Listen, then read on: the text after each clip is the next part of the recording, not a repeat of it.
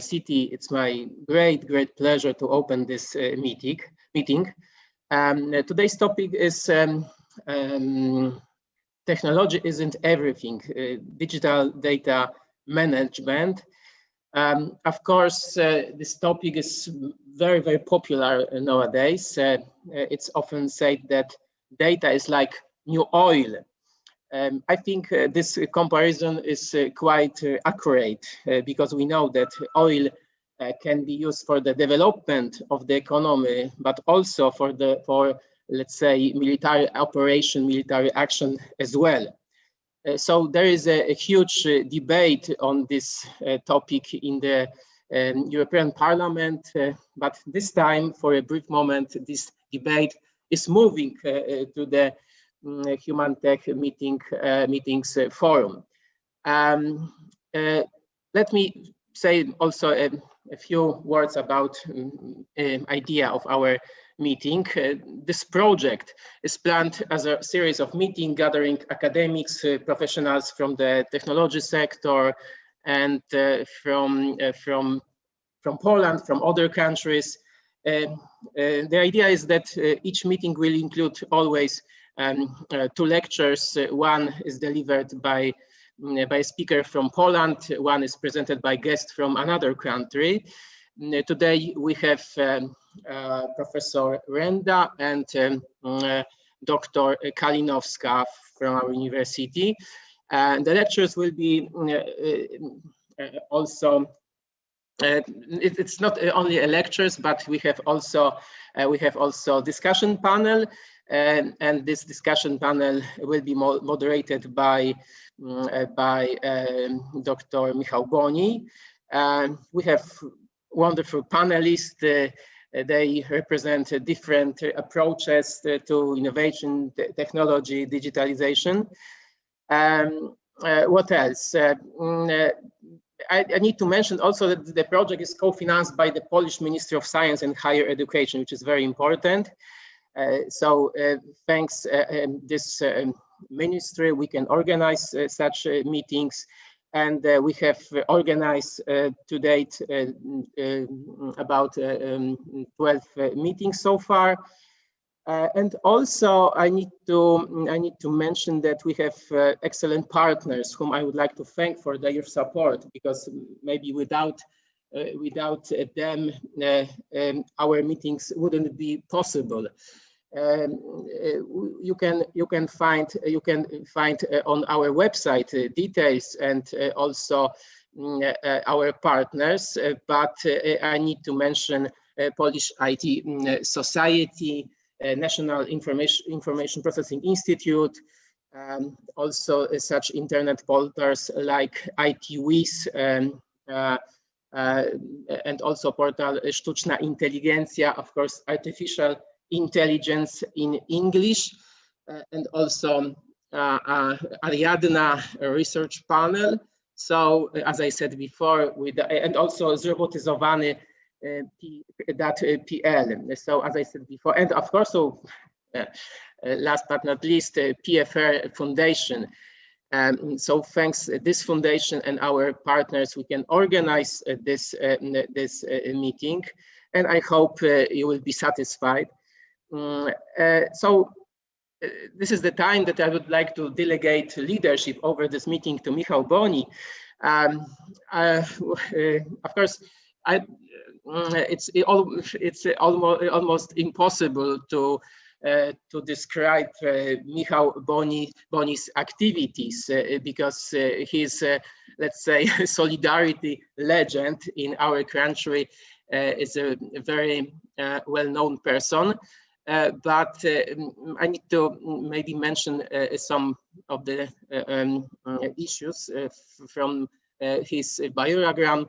He is a former head of the Mazovia region of Solidarity, former Minister of Administration on Digitalization, also negotiator specializing in public affairs, also former member of the European Parliament. And thanks him, we can organize this meeting because he invited a lot of maybe let's say friends, or maybe co-workers from European Parliament.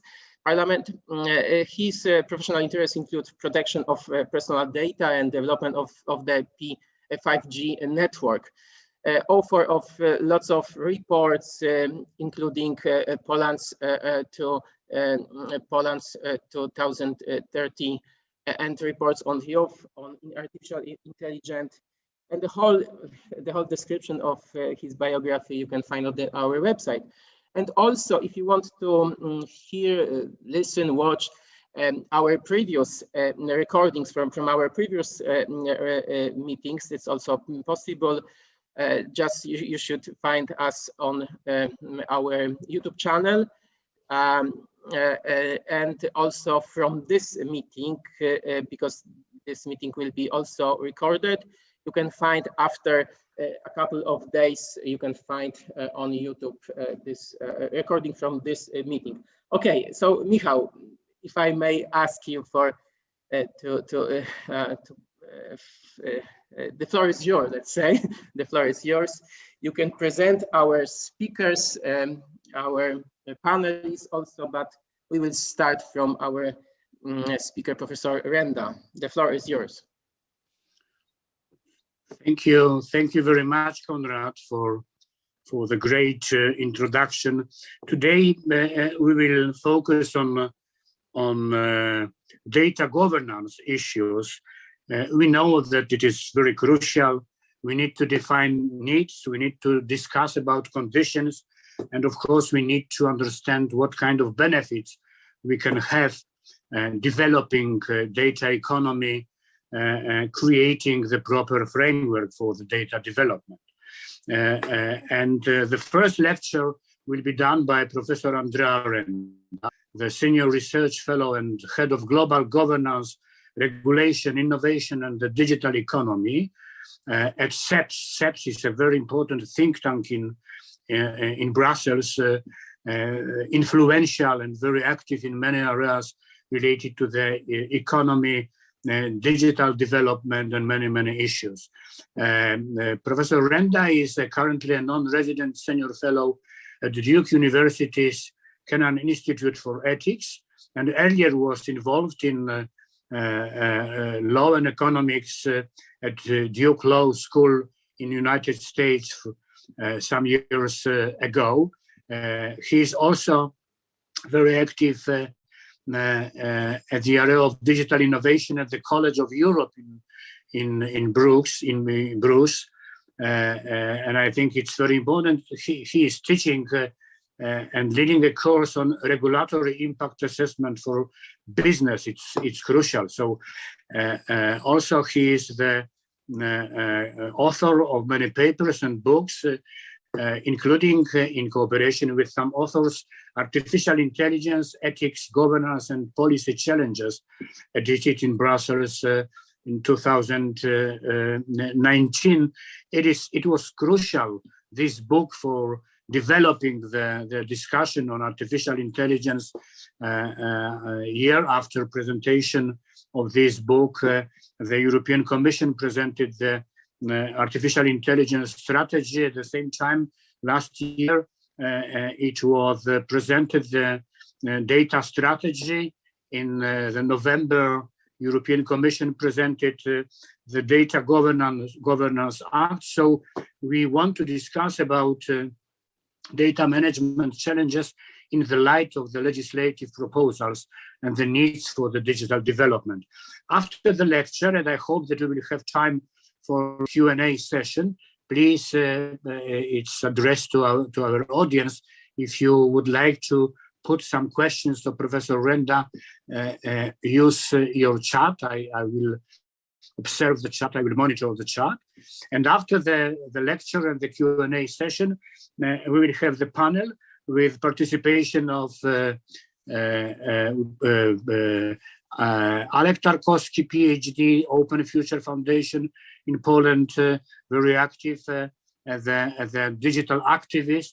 Elin Sivo, now the advisor to the European People's Party, earlier very active at the area of open data activities, and as organizer many conferences and webinars. Excellent understanding of digital challenges. Bartek Telejko from Brussels, Google, policy manager. He has been working on a number of EU legislative proposals related to technology, including Digital Markets Act, Digital Services, Artificial Intelligence, and Data Governance. So this is an excellent panel. And at the end, we will have a lecture done by Ania Kalinowska, PhD, on the topic social programming of everyday life between digital identity and self-technologies. Just before panelists and before this final lecture, I will present much more our participants of our today's webinar. But now I want to give the screen to Professor Renda. Andrea, please. Thank you very much, Michal. It's a pleasure to be with you. It's also a pleasure to be with Humantech. So thanks for the invitation, and also with my co-panelists and discussants and the attendees of today's meeting.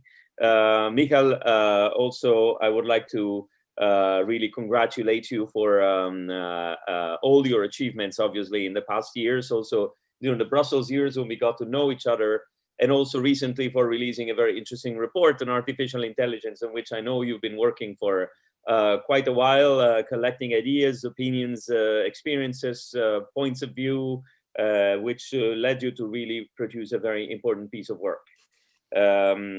What I will do today, I will try to provoke you a little bit. As the organizers know, and Michal knows, I will need to then head off to another meeting at 6 p.m. So I will try to keep my presentation relatively short so that I have time to listen to some of the contributions in the panel and from the audience.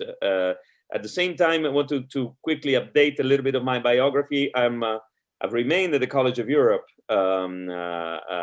as in particular teaching competition policy in the digital age in the law department. But since a few months, I've now transitioned to the School of Transnational Governance at the European University Institute, where I teach digital policy, and I coordinate all the digital cluster. So that's another, it's a EU institution that works on topics that are where I will be working on topics that are deeply related to the topic that keeps us busy today. So let me bring you a little bit into a few slides that I have, and what I've called already last year in a publication, Single Market 2.0. Michal and I have been in a similar meeting where I was formulating some early feedback to the Data Governance Act. I will try to sort of perhaps frame the discussion by giving you an instant history of the internet from my viewpoint. Obviously, the experts that are connected will probably have a completely different perception of how the internet has evolved over time.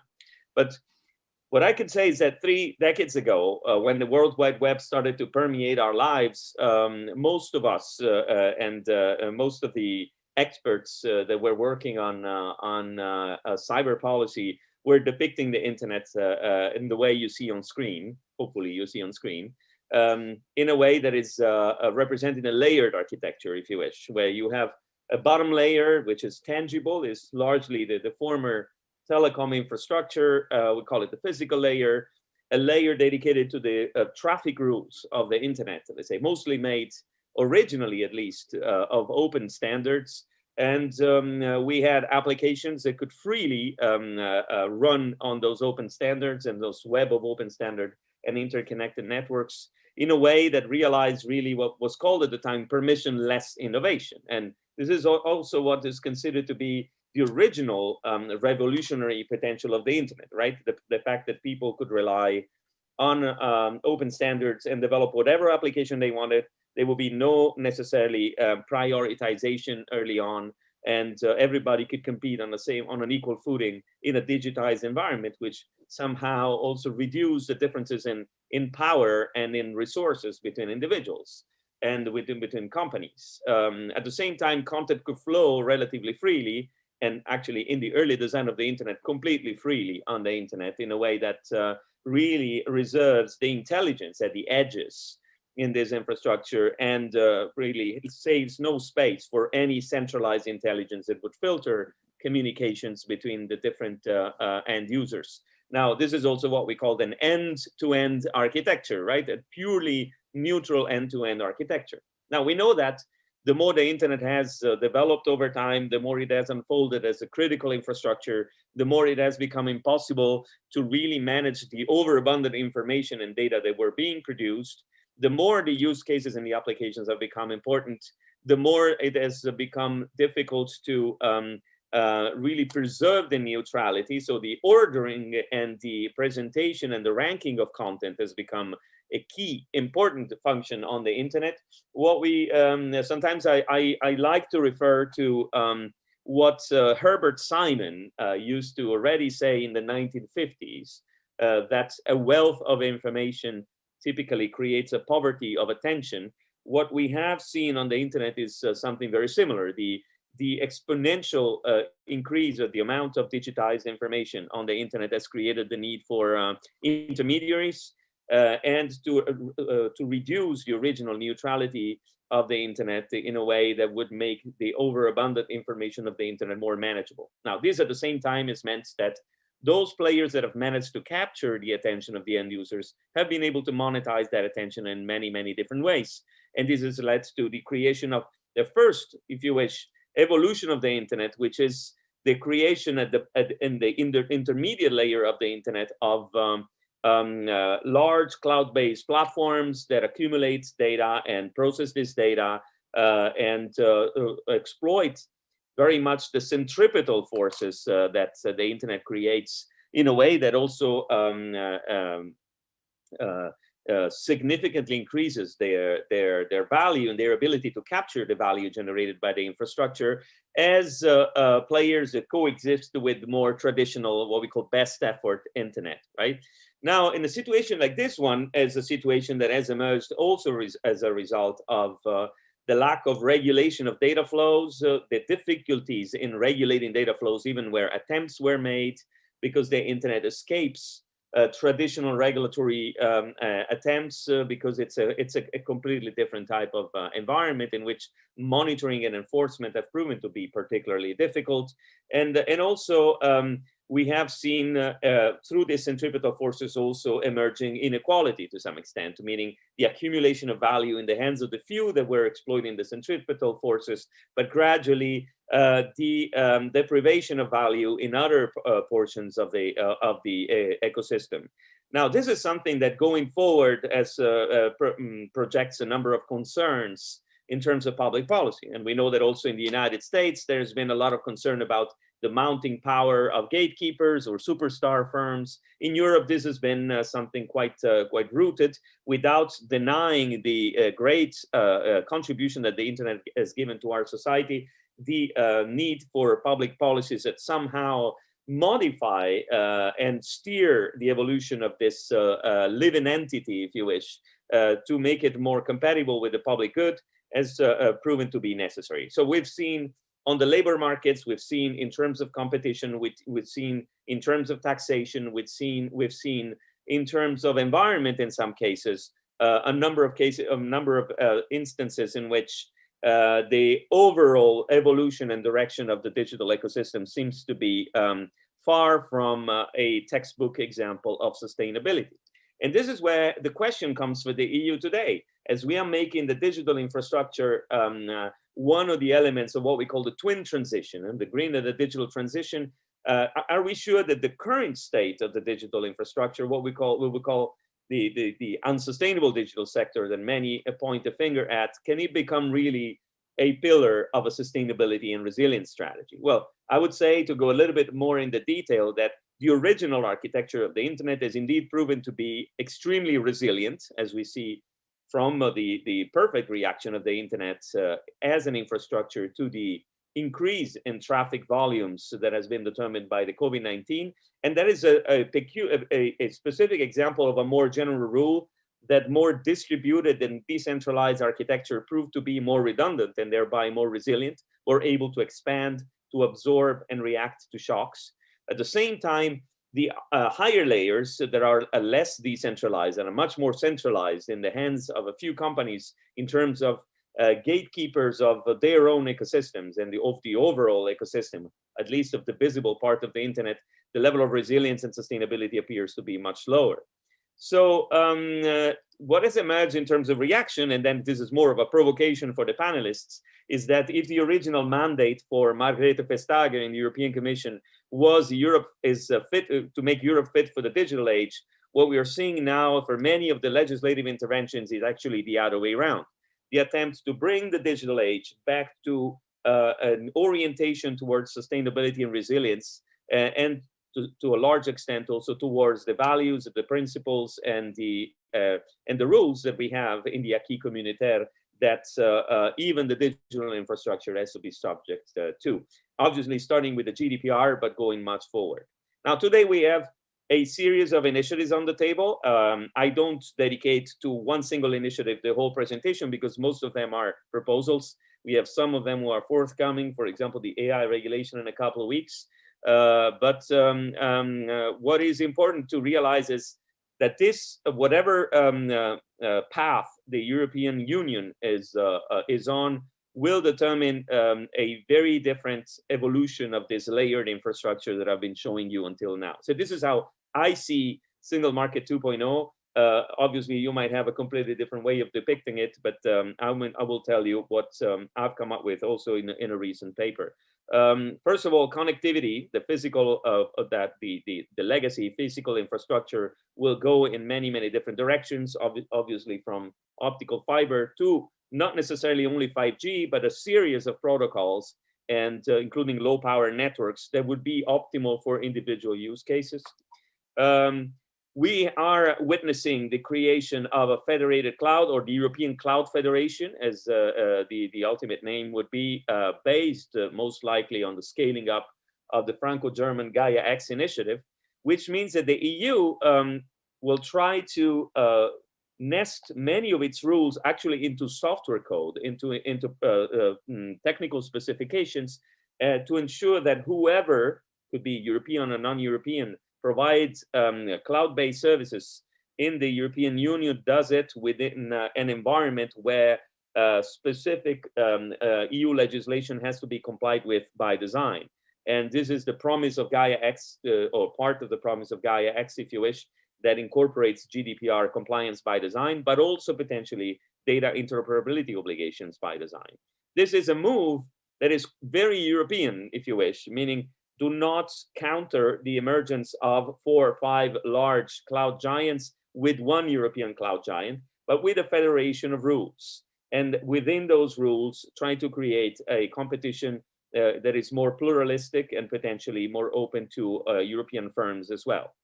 Now, the actual novelty that will emerge, and this is the element of foresight that the European Commission has incorporated in this new set of proposals, is the fact that we will see over the coming years data increasingly being produced by things, and the need to have connected objects that take action directly. Think about connected vehicles, but also applications in energy, in agriculture, and many others, will also strengthen the need to have a more decentralized architecture where the data are and the artificial intelligence are located much closer to the things, much closer to where action needs to take place. And this is the so-called edge layer, and its a relationship with the cloud and with the Internet of Things.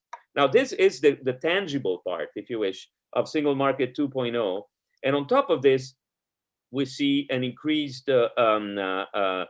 number of layers aimed at somehow controlling the flow of data, like it or not. And then I'm just presenting my view. I'm not saying I like everything here, but I'm saying that on top of the federated cloud and as part of the overall Gaia X, as you will see in the next slide, we have increasingly digital verification and authentication layers, legal and semantic interoperability layers.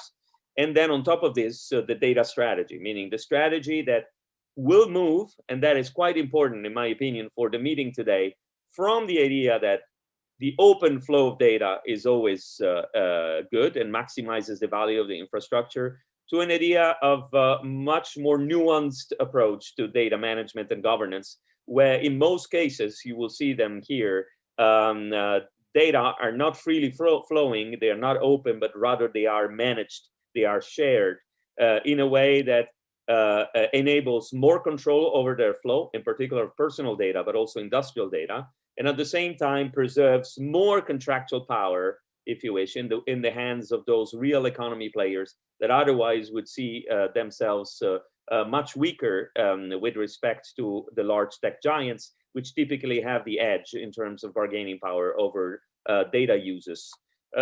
So the data strategy incorporates 3 cross-cutting data spaces on skills and the Green Deal and on administration. But as you see in the top left of this slide now, there will also be sectoral data spaces where data will be shared and managed between businesses in a way that serves a number of public policy goals, as I will say in closing this presentation.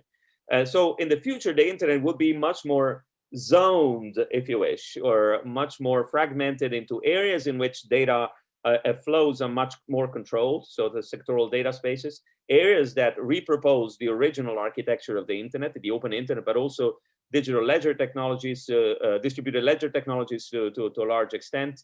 The first evolution of the internet, the digital platforms that will continue to exist, as you certainly observe from the fact that neither the Digital Services Act nor the Digital Market Act actually question the usefulness of platform, but they rather regulate certain situations and certain behaviors by platforms. And then there will be a space which is also, if you wish, a special sectoral data space, that of digital government, where potentially additional rules might apply, perhaps enhanced rules in terms of, for example, use of AI and protocols and specifications for data flows and data reuse would continue to apply. And then we will still be there, obviously, as end users, hopefully. Now, there are 2 or 3 horizontal developments in all this that cannot be captured as layers. So I will mention them as side effects. One is artificial intelligence, which is not a layer, but it's a different way of orchestrating the Internet of Things, of working with 5G, of putting together the edge in the cloud, of authenticating and authorizing people, of potentially working within sectoral data spaces. So it's a pervasive change in the way we do things. And the other in particular that I want to mention here is the need to ensure that while data flows can be more open or more controlled, depending on where you are in this infrastructure, the enhanced control of end users over personal data, the so-called user-centric approach, has to be promoted, perhaps with the use of new protocols and new standards and solutions, such as the IHAN or the MyData, or what are sometimes called PIMS, personal information management systems.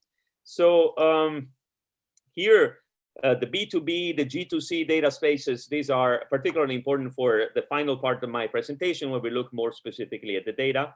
You will see that Gaia-X is trying to scale these up into a single infrastructure where you largely have the authentication and the policy compliance, what we call the legal interoperability dimensions, already represented in the technical infrastructure, and you have directly the interfaces with all the data spaces that you see, as you see in this slide. That it comes from directly the German ministry that is in charge of was in charge initially of promoting and launching the Data-X, the Gaia-X infrastructure.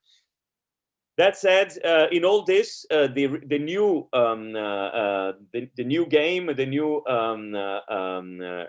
art is that of maximizing the flow of data by preserving incentives for companies to continue investing in their own activities without losing partly the value of what they're generating, and also without deteriorating the level of trust of end users in the data flows.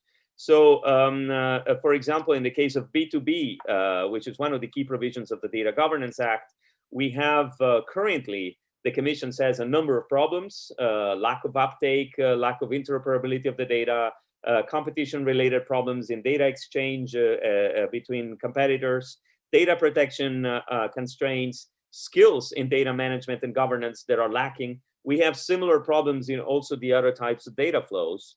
And but we know that there is an opportunity to reap there. So the promotion of B2B data sharing is, while not fully open but still managed, is worthy of the EU efforts for many reasons. Well, it can lead us to optimal service delivery and market functioning. For example, optimizing traffic in very complex environments, even 3D environments with in the future unmanned or manned aerial vehicles participating much more in traffic, but also obviously in healthcare, where a complex web of different layers and different levels of data with different extents of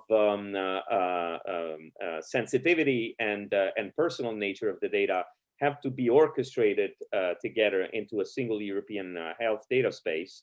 Enable big data applications, obviously, machine learning being and its subvariants being among the most important. Enabling third-party access to information in the PSD2 style, if you wish, for those that have followed financial regulation, for developing and deploying value-added services on the basis of existing data. So data reuse from government, but also cases of data altruism from businesses for the public interest. As I said before, managed data sharing to increase the bargaining power of real economy players. Think about car manufacturers, for example, when dealing with tech giants, as a geopolitical but also industrial policy priority at the EU level. Better coordination with federated cloud services, and the possibility to move more generally from open to managed and trustworthy data. Finally, the managed data sharing with open provisions or interoperability provisions, extremely difficult from a technical perspective, but they could, including in GaiaX, create opportunities for a more level playing field. So to create the possibility for new players to have access to the data that they need to start developing their own business models and offer them as a competitive offer to the existing incumbents. So the coordination, as said before, can be very complicated, right? I was born in a place that looks much more like this than it looks like a very orderly traffic environment where automated vehicles can more easily coordinate. Now, in all those cases, it's very complicated to create an open data space. Already in the early elaboration of the Fraunhofer Institute, the different layers and the different complications of data sharing platforms were very clearly visualized in graphs like this ones. And we will have that problem going forward in a number of respects. So what we have on the table for now is a data strategy that tries to make a first step in completing this puzzle by identifying at least 3 instances of data sharing provision. One is more related to the B2C, if you wish, the other one to B2B data sharing, the other one is more data altruism schemes, and government to data, government use of data. One of the important provisions there is the set of provisions related to the data providers, in particular in the B2B settings. There are subject to compulsory notification of data sharing services, at least in the proposal. They are very limited in their possibility to reuse the data processed, plus subject to indeed a structural separation of their data sharing activities. They have also rather granularly defined obligations of fairness, impartiality, secure storage and handling, compliance with competition rules, etc. And they are subject to all these rules with in the attempts by the Commission to strike a balance between the needs to secure the data flows, so avoid the data flow too openly, and so that control is lost of the various secondary markets of data that could potentially be created, and at the same time protect GDPR, protect the data of the end users, and on the other hand, ensure that data sharing services can take off, so they can become a key element and a key pillar of the European data economy under the global ambition of having the EU scale up its overall competitiveness in the data economy during the next few years. Now, my impression is that the attempts to strike this compromise is so far failed. If you see the joint opinion of the European Data Protection Supervisor and the European Data Protection Board on the Data Governance Act, basically it's an endless stream of criticisms of the lack of compatibility with GDPR. At the same time, if you listen to the opinions of those that would like to see more freely flowing data, this is perhaps a micromanagement of things that happen much more on a contractual basis normally, and with the enforcement provisions that, as often happens in these cases, are unlikely to be fully effective and functional. What's missing? Many things. First of all, some principles for entitlements over data. You know that data ownership is something that is very contestable and contested, but at least on entitlements on who can decide to what extent and how to manage data. The GDPR compatibility of B2B sharing obligations has to be worked in quite a lot. Who is going to govern and how the future data spaces is still unclear. It's probably something that will be done and solved in different ways in different sectors. And this is happening certainly in some of the sectors, for example, healthcare, but also whether there will be porosity within data spaces in terms of flows of data and how this is going to be governed. And importantly, whether, as is increasingly the case in many sectors, where there's a possibility of creating a system in which secure data exchanges between regulators and regulated entities can lead to more effective monitoring and enforcement whenever data are particularly sensitive or applications and users are considered to be particularly high risk. We don't know whether the Data Act, to some extent, whether the Data Act and the Digital Markets Act in some cases, or whether other pieces of legislation will deal with those missing elements, at least some of the missing elements that I see. It's quite clear that different sectors will end up solving with different governance settings the issue of how to secure the sharing, the reuse of data, the accessibility of data, the portability of data, and most importantly, the user control over data flows. So final remarks in this respect. We are seeing a data strategy that is emerging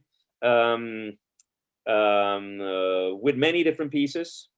I'm still doubtful as to whether the pieces will eventually match.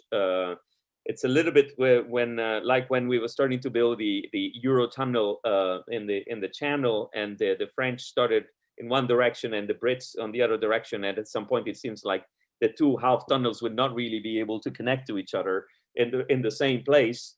In this case, we are seeing increasingly a distancing between the GDPR, Personal Information Management Services, and the Data Governance Act, an interface that the Parliament, so the colleagues of the successors of Michal, let's say, will need to work on this quite heavily, in my opinion. The interface between the Data Governance Act and the data spaces seems to be quite unclear to me, but not only to me, but to the stakeholders I've been discussing with over the past weeks. The relationship between the data spaces and the European Cloud Federation is still being defined, and what happens once the data spaces will actually have to build their own interface with the Cloud Federation and the technical protocols they would need to be subject to. How is this going to be made compatible with the Data Governance Act and the future sector-specific initiatives on data spaces?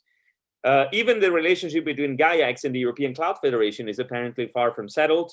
the Franco-German and the governments and the industry involved in Gaia-X has been voicing some concerns as to whether the European Commission's intention is to really buy wholesale what is being done in Gaia-X, or to build the European Cloud Federation only partly on Gaia-X. So this is something that we will see in the coming months.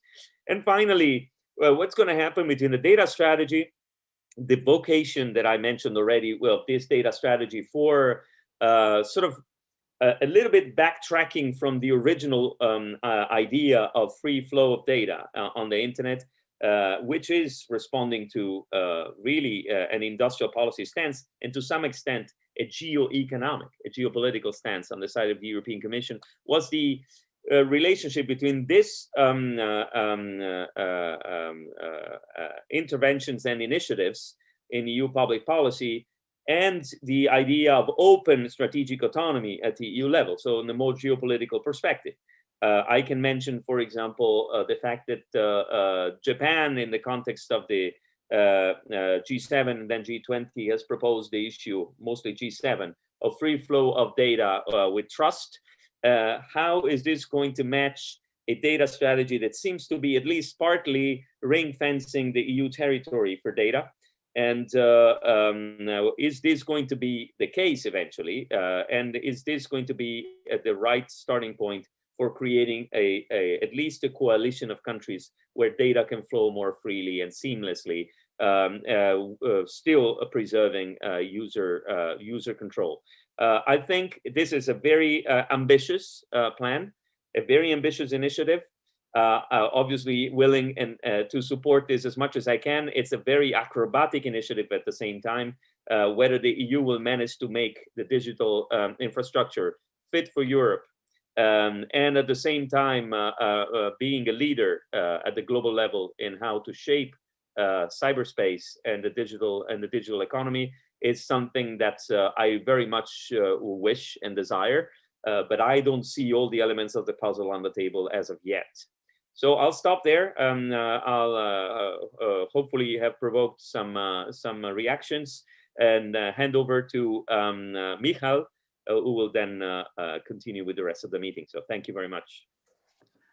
Thank you very much, Andrea, for the excellent presentation. I think very inspiring. And I remember some years ago we have discussed about relationship between users and companies, and how the data should flow.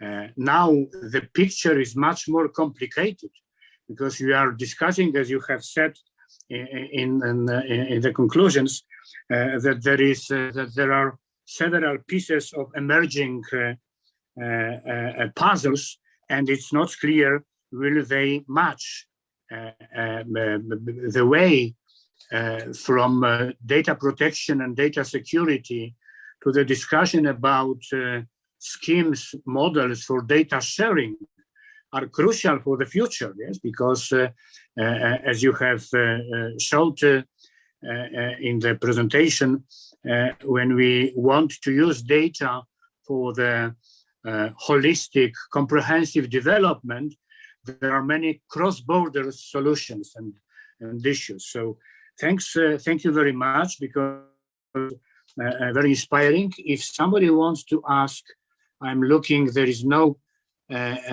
questions on the chat. Sorry, one question on Q&A. Piotr Szymański is asking about any comment on specific issues related to medical healthcare area. So Andrea, if you could, you have indicated it, but if you could share your opinion, how in this new model and during the discussion on the European health data space, how we need to work and how we can prioritize our efforts. Yeah, thanks, Michal.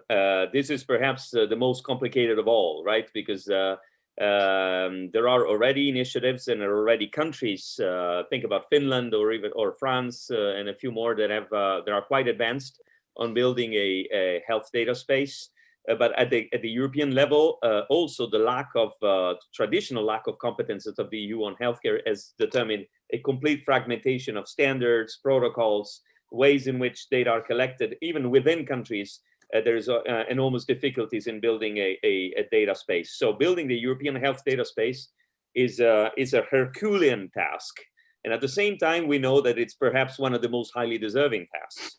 Now, what I see is we need to work, and I've been talking also with people from Finland that are trying to animate the health data space, and at the same time trying to build this into the future Data Governance Act and into Gaia X. We need to build in the interfaces between those pieces, right? In particular, the health-related data being so sensitive, the need for a data protection impact assessment whenever data are placed for reuse in the Data Governance Act by governments, but also by businesses, is probably something that should be taken into account. Enhanced safeguards for the sharing of data will be very important. At the same time, the provisions on data altruism should not be accompanied by a relaxation of the standards of the protection of the data, of personally identifiable data.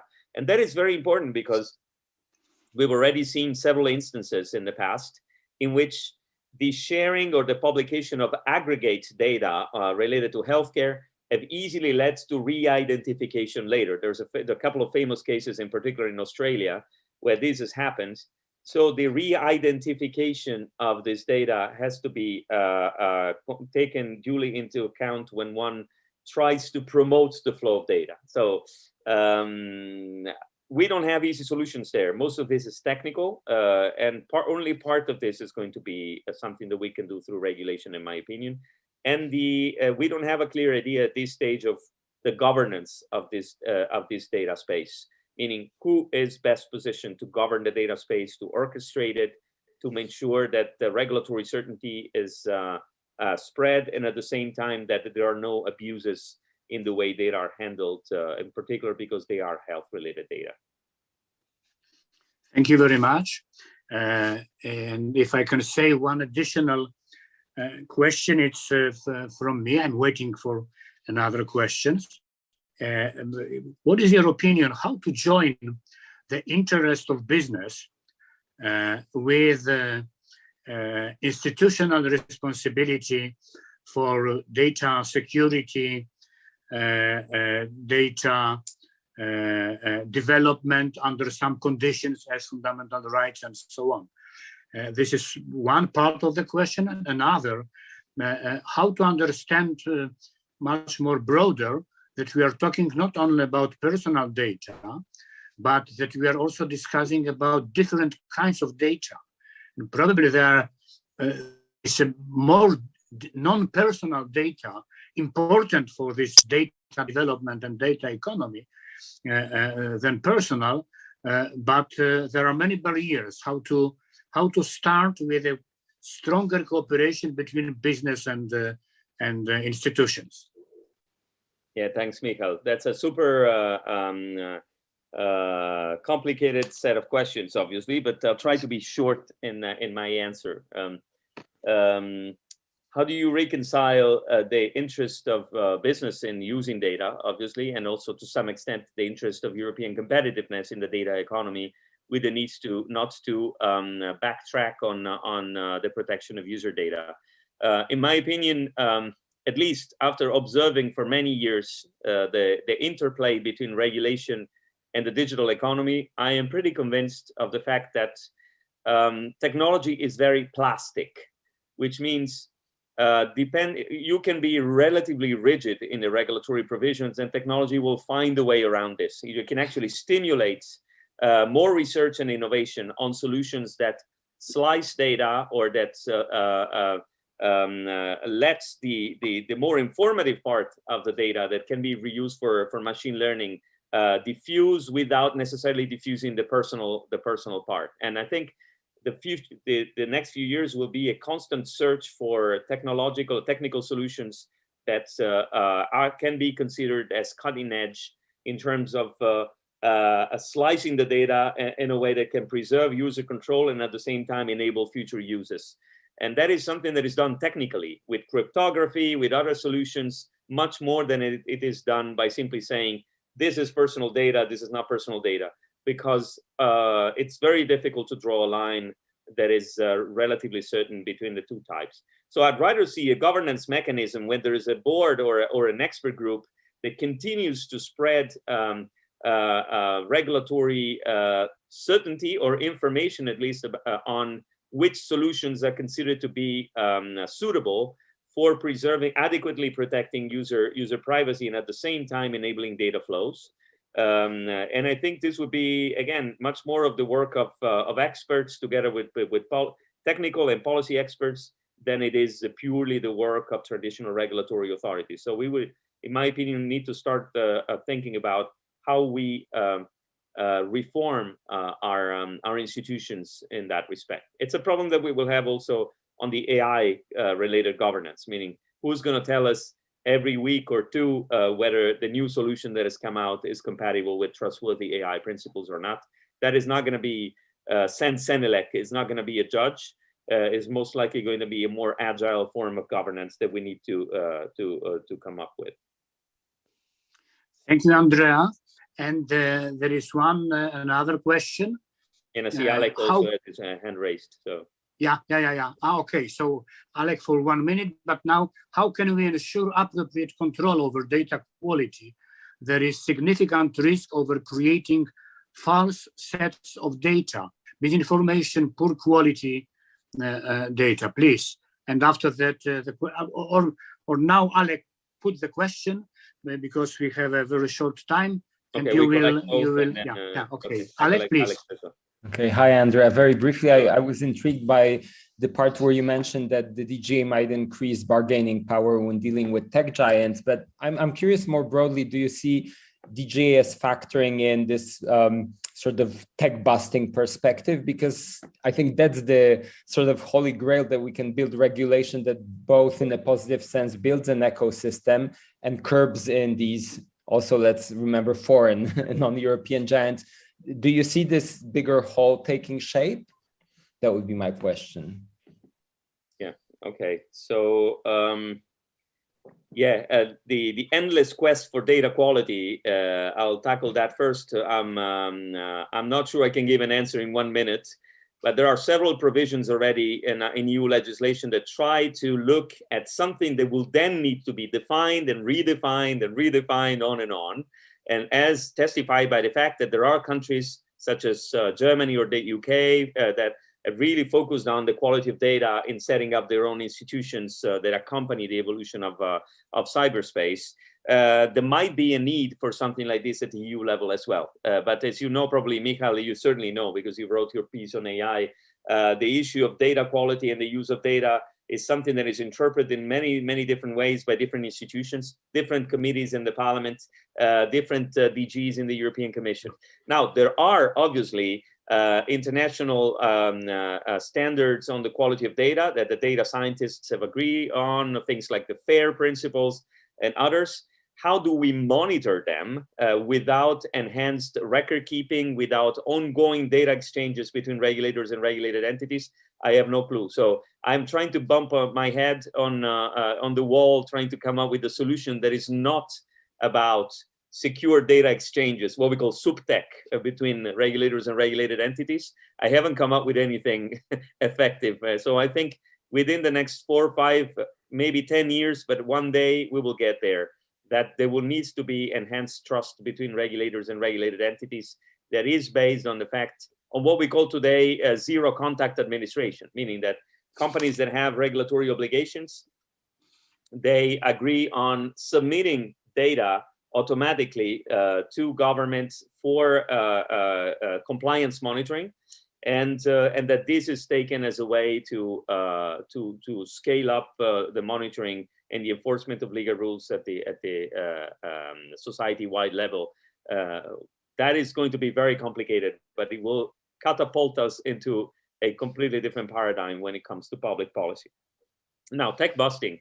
Alec, I don't know, it can still be everything and the other way around, because if I were a tech giant, I would actually not be particularly worried about things like the DSA or the DMA, because I think most of what these provisions do even if they try to increase the contestability of gatekeepers, mostly these are regulating gatekeepers, meaning they are taking gatekeepers for granted, and they're trying to ensure that gatekeepers behave in a fair and non-discriminatory way, so that competition inside the platform, what we call intra-platform competition, works properly.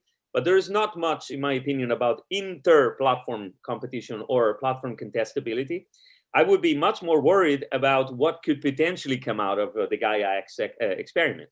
The moment you enter the cloud-based infrastructure that is now being scaled up and made somehow mandatory at the EU level, de facto or through procurement or in many other ways, it's been made the reference architecture for cloud-based services. And you realize that in the code provisions, there is mandatory data interoperability.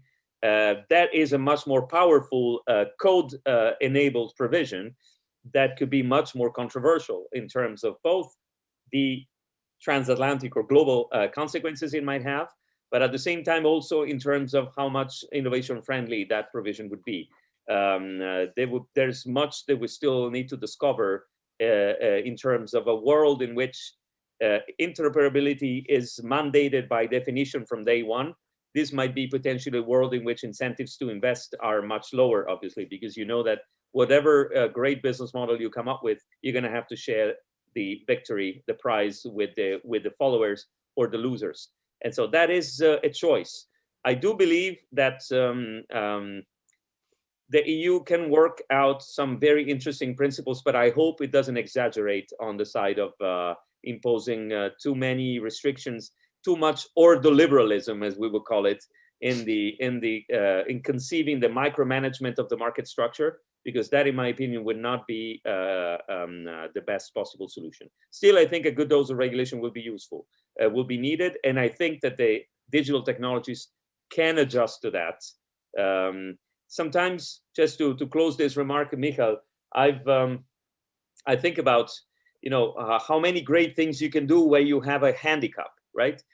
For example, Van Gogh was colorblind, right? And perhaps had he not been colorblind, he would have been just a normal painter, right?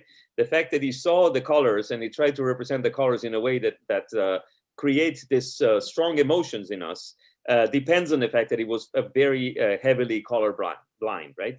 So a world in which we need to innovate, knowing that we need to comply with GDPR, and I think GDPR will be made a little bit more flexible over time, but I think it will remain largely more or less what it is in terms of overall rigidity, is a world in which we might do great things because we have that handicap, and when we can work on prioritizing our innovation on the basis of that need, protecting users' data. Thank you, Andrea. But of course, it requires open mind and creativity, yes, for legislators in the European Parliament and in countries, in the member states, in the science area, in the expert area, and of course in business, because I think that goodwill, creativity, and open mind together will support us, will help us to go forward also in the area of data. Thank you very much, Andrea, for your contribution to this discussion. I hope that we will have many opportunities in the future to discuss some issues, but now thank you very much. It is a very good background for our panel discussion and further plan and structure of this webinar. So thank you very much. Go ahead and good luck. Thanks, everybody, and good luck for the rest of the panel. And also sorry for Anna that I cannot listen to her lecture, but greetings from this side. By Eileen, by Alec. Take care and talk soon. Bye-bye. Thank you. So now we will start our panel. And I think, as I have said, it is a very good background for our discussion because there are many problems indicated by Andrea. And I think that what the most important is starting to consider the data as a data ecosystem.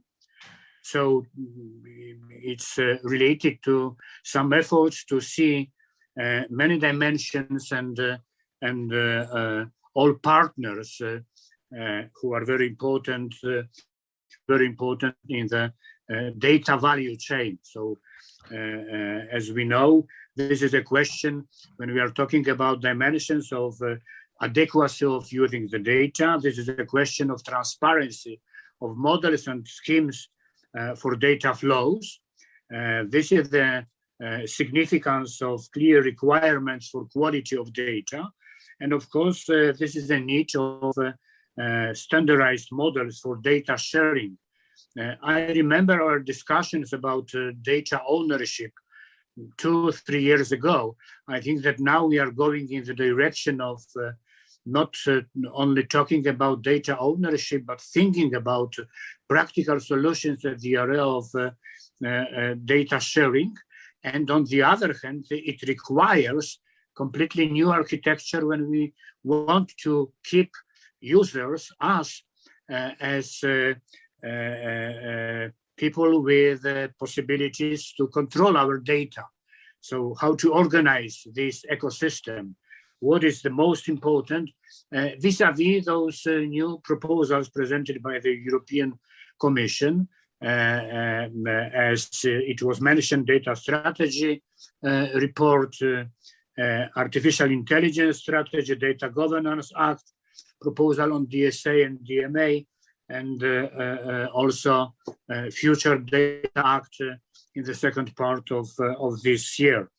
In our panel, we will have excellent persons involved in many kinds of activities. Eline Chigon, I have said, she is now a senior advisor on digital policy at the European People's Party. Earlier, she worked for the Center for Data Innovation and organized many very inspiring conferences. And it was organized by DC and Brussels-based Research Institute. Eline is also experienced in the cooperation by the cooperation with Digital Europe and cooperation with tech industries. So Eline is our first guest. Alek Tarkowski is the second guest. Alek is, and panelist, Alek is sociologist, digital rights activist.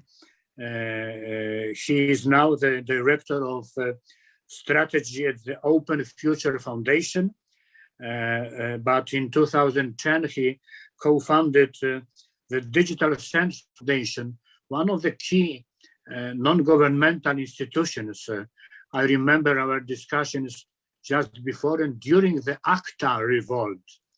And this center was very, very important for politicians to understand better and deeper what is going on. And on the other hand, the participation and contribution of Alek and Digital Sense Foundation in our Polish discussion on GDPR was excellent and very, very important. I don't want to present the full biography of Alek, but I think that it is very important to have him in our panel.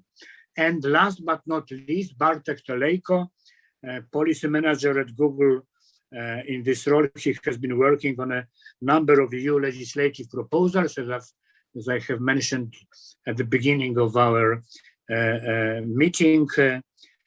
He also is experienced by work for the European Parliament and member of European Parliaments, and as an advisor on industry, energy, environment, and trade issues. So I think that Bartek, with the perspective of Google, Alek, with the perspective of his new Open Future Foundation, and Eline with the perspective of the data innovation and now related to EPP, I think this is an excellent team for our discussion. I will start with a general question addressed to all of you, and we will have, I hope, 5 minutes to respond. This is a key question on how do you assess the proposed by the European Commission solutions in the data strategy, the Data Governance Act. Is it a good direction? And how to use the data due to the fundamental rights and security, due to the data fundamental rights principles and security requirements.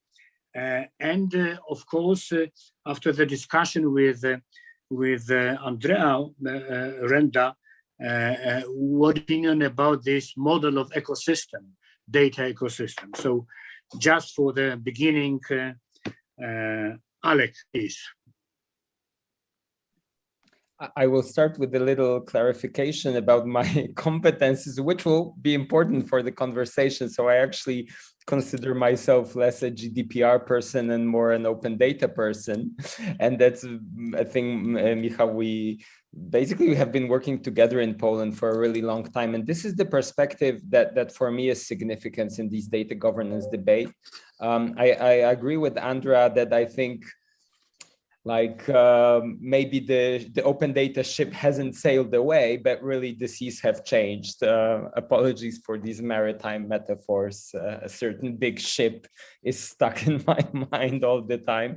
But, you know, I think it's been just 10 years, right? And you can think it's a roller coaster, right? We've managed in that time to define a very strong vision for public data. It's still, by the way, the DGA, I understand, in that sense, while there are big compatibility challenges with GDPR, no one is really discussing DGA and the Open Data Directive. It's just questions how to improve that. But when you look under the surface, there's really a big challenge there. When you look at the data sharing intermediary provisions and the obligations introduced for them, that's really a very, very strong set of obligations compared to any thinking of data being shared, even taking into account that it needs to work differently in B2B, right, than it does in the public sector. So for me, this is really the interesting challenge. I know it's paid less attention to in the so-called mainstream conversation, which I think is about personal data. But for me, this is relevant because I think, and I hope that Europe will keep some commitment to this, what we call, hopefully can still call open data management, which the openness here is not that relevant. What's relevant is this idea that you can maximize data through some forms of reuse, and it's good to keep these reuse relatively possible, as much as it is possible, right? Taking into account things like basic rights. So this is an angle that's really relevant for me, and maybe we can discuss further. I think, Michał, you're muted. Sorry. Thank you very much, Alec, for this general answer for the question. But I think that we can come back during the discussion to some issues and points presented by you. Now I want to address this general question on the assessment of proposals presented by the European Commission and assessment if it is the good direction and how to use the data in this framework, fundamental rights principles, security requirements, but on the other hand, openness and openness also for sharing the data. Elin, it's your turn now, please. Thank you very much, Michał, and thank you so much for inviting me today. I understand there's an audience that includes students, so I thought I would start by just talking a little bit about the concept, the context of this whole conversation, because we often talk about it in Brussels, but I don't know if there's something that's much discussed abroad. So basically, the idea is that in Brussels, the EU thinks it's lost the race to monetize personal data through B2C platforms, and so the Commission in various countries identified an opportunity in pivoting to B2B industrial data and B2G data, B2B meaning business to business and B2G business to government data. And they're expecting the global data volume will grow, I think by somewhere like 5 times in terms of number of zettabytes through the next 5 years. And that means also a lot of growth in terms of GDP, that the data processing will change and be more generated at the edge. So the EU really saw that there was like, we have a hard time catching up in the data economy. We've missed a battle. We cannot miss the next one, and that's the one of industrial data. So in this conversation, also data has over the years become a new kind of asset class. I don't like to hear it being used as the analogy in terms of the data is the new oil, but maybe we'll have a chance to get back to that. But we're really seeing how collecting and sharing data across the EU with researchers, healthcare providers, and companies could help in developing AI solutions, especially in the current crisis, for example. So this is really something we've become more aware of, that it's super important to ensure there's growing availability of data and higher quality, also from the public sector, because that will lead to better opportunities, more opportunities for companies and individuals to create and to lead innovation. And Europe needs really a trusted environment for data, both consumer and industrial data. And that is involving right now various kinds of potentially regulatory action with various proposals. And we need, it's true, to establish a framework to make that data available in the right conditions. And without that framework, I don't think we'll be able to develop, for instance, effective AI capabilities. So this idea of creating EU-wide common sectoral data spaces and encourage B2G and B2B data sharing are a good idea. Some started to call that even a Schengen of data. There's lots of mutual benefits in data sharing, and of course, success depends on what kind of rules that will be adopted by the EU and how they will be implemented by member states, of course. So we need a stronger institutional infrastructure for collecting data, to maintain it, to share it appropriately. It's vital to support the goals of digital transformation of our industries, using more technologies. It will help us upgrade our competitiveness and find a way out of the crisis, really. And in this, data governance is critical, and we need to have those rights institutions in place. And so the intent of the data strategy and the Data Governance Act are welcome, because they will establish a clearer, stronger framework for how public and private sector can share data and make it accessible. And the DGA also introduces an EU-wide framework for fostering data sharing for altruistic purposes. So that will be good to increase data sharing and use.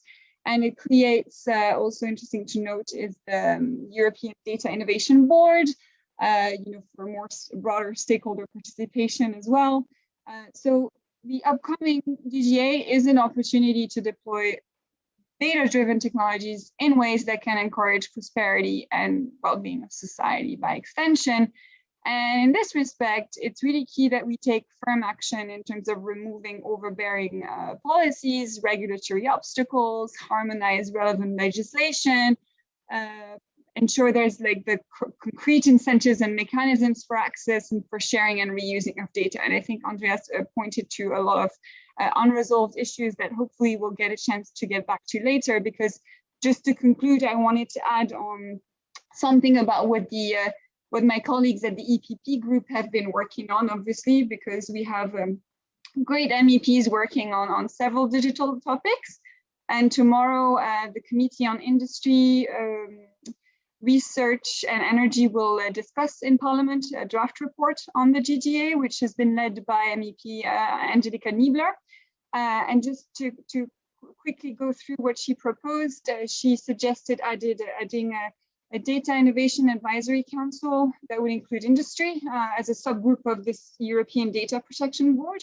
And it's a great idea to ensure that industry remains involved, and so that this whole thing doesn't remain, say, a high-level political exercise, because industry has field knowledge and practical input to provide, of course.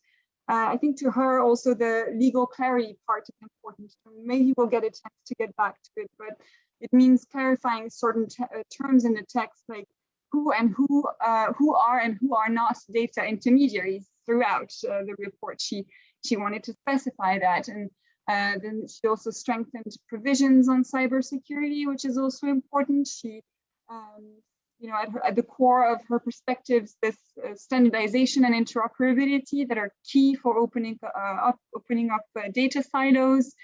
And finally, the importance for SMEs to access the data and not be overburdened by the legislation. So I hope I wasn't too long, but thanks for listening.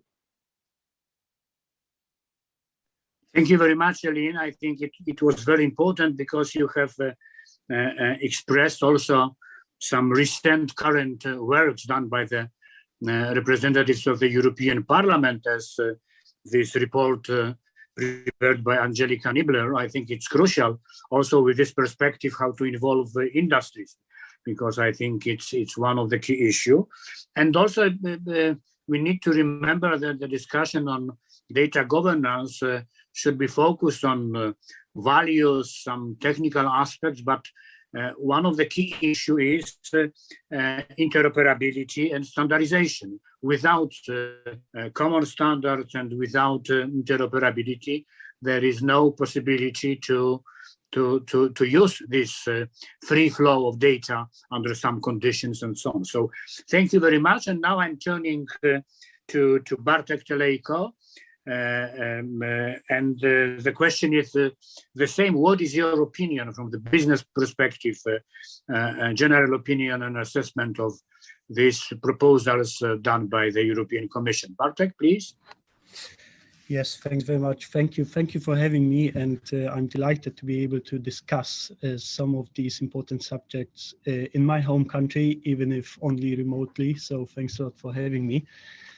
When it comes to how Google looks at these proposals, so we welcome the Commission's thinking on these very important subjects. We think data sharing, data interoperability are important subjects, important issues that will help boost the European economy. So basically, the European Commission, they made this assessment that in 2020. The value of the European data economy is 450 billion euros. Now it's predicted to double in the next 5 years. So we're talking about, a massive economic boost to the European economy, which is much needed now in the era of a post-COVID economic reality.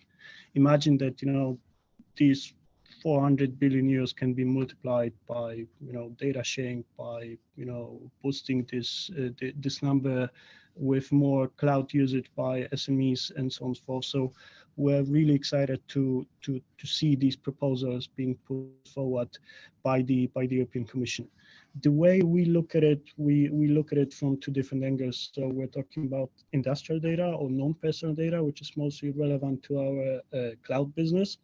So this is something that we think we can cooperate with European businesses a lot to help them transition to a more digital ecosystem. So it's very often perceived that we're somehow in competition with Europe and more traditional European businesses. We've been called gatekeepers and so on and so forth.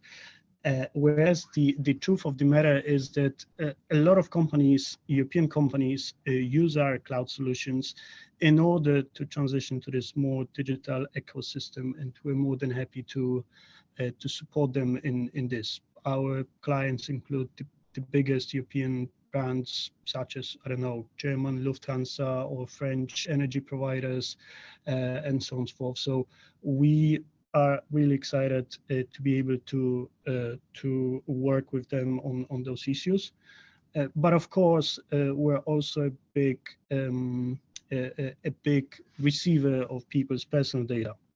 As Google, we sit on a lot of personal data, which bring other challenges in terms of sharing, in terms of passing on these data to our competitors or to other businesses.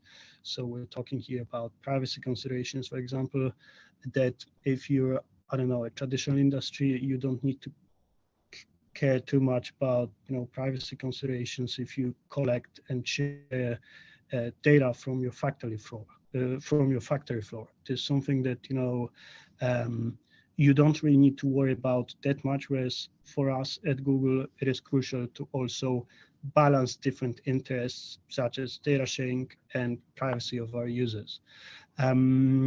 So maybe I'll leave it at that for the moment, and then looking forward to the discussion. Thank you very much. It was there were some first presentations done by Alek, Elin, and Bartek. Now I want to put some questions addressed individually to all our panelists. Alek, the question addressed to you, how to build the transparency of using the data and what conditions are needed to let them flow. But on the other hand, I want to, after your first statement, I want to put the question, what are the possibilities and instruments for governance of open data? How the ecosystem should be organized, developing open data possibilities in the European Union, but not only in the European Union. Alek, please.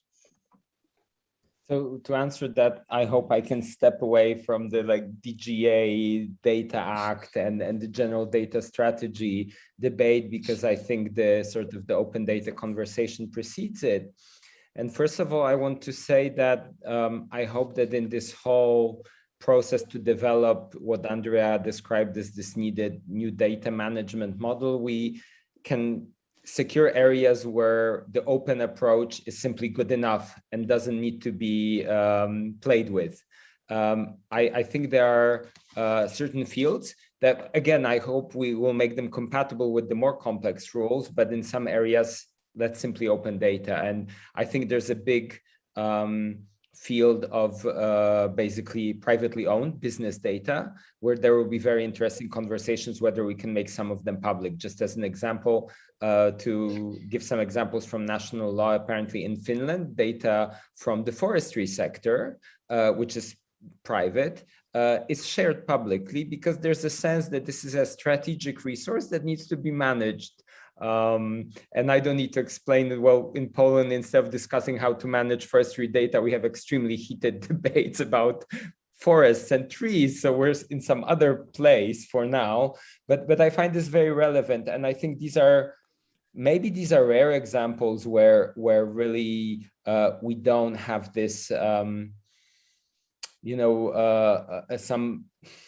I like a good word, a hint of privacy issues, because probably the key conversation is, and Andrea again talked about it, that in the end you find personal data almost anywhere. You can argue it's not there, but it's probably there. I hope that's why I'm a bit anxious to propose this simplistic, some might say, consideration that some data simply should be kept open. But I think that that's my perspective, and I'm mentioning it because parts of the DGA either take this open approach for granted or even ignore it, and that's what I mentioned in my first intervention. And we can go on, for instance, from the perspective of entities that already share data, this obligation to register for a certification, which is the data altruism certification, it's not really clear. These organizations are already data altruistic. There's a lot of research institutions that are data altruistic.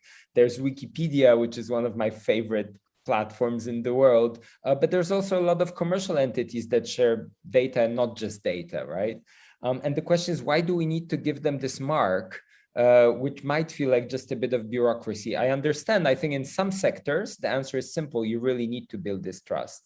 But that's for me one example where I think it might not be a one-size-fits-all situation. With regard to your management, maybe another basic point that I think should be made, that I think a lot of these governance issues are not regulatory issues. I think we're in a place where everyone is really looking at these data spaces and has a lot of expectations, but also a bit of anxiety whether it'll be pulled off. It's a very ambitious concept. Maybe even we don't need to talk about the European level. At the smaller level, it's the conversation sometimes called data trusts. Even in Poland, we had reports on these issues. It's paid attention to, it's considered, for instance, in some conversations about digital health. And I think that this can be regulated only to some extent. I also really like the example Andrea gave of the SPD2. I might be getting the acronym in wrong order. I'm bad with acronyms. It is SPD, the banking regulation, because I think that's a very interesting setup. But of course, banking is a very specific sector, and maybe that's why it's not so easy to think about it in more general terms. But in general, what happened there, this opening up of banking services to create an ecosystem, basically seems to have worked in a pretty challenging market, and worked where the regulation is not that heavy, and it's largely left a lot to the market to determine, what is the good offer, how to manage that data. So I find that a very interesting sort of example to think about. Thank you. Thank you very much, Alek. I think it was important, and I will come back to some points raised by you in the next round of our discussion, and we will have much more possibilities to exchange your as panelists views. Now, Eline, if I could come to you, this is a question being the data infrastructure and conditions for data development, thinking about standardization, as you have raised at the first statement, also how to structure the data. This is a question for industrial data, because just about 60, 70, or in some sectors, 80% of industrial data are not structured, so they are not ready to be used. And also, it is important how to prepare data for artificial intelligence trainings, for sharing models. And also, Alek mentioned this data altruism scheme proposed in the Data Governance Act. It's too bureaucratic, I agree, I fully agree, because I think that there are many examples and cases of data altruism in current situation. But what do you think?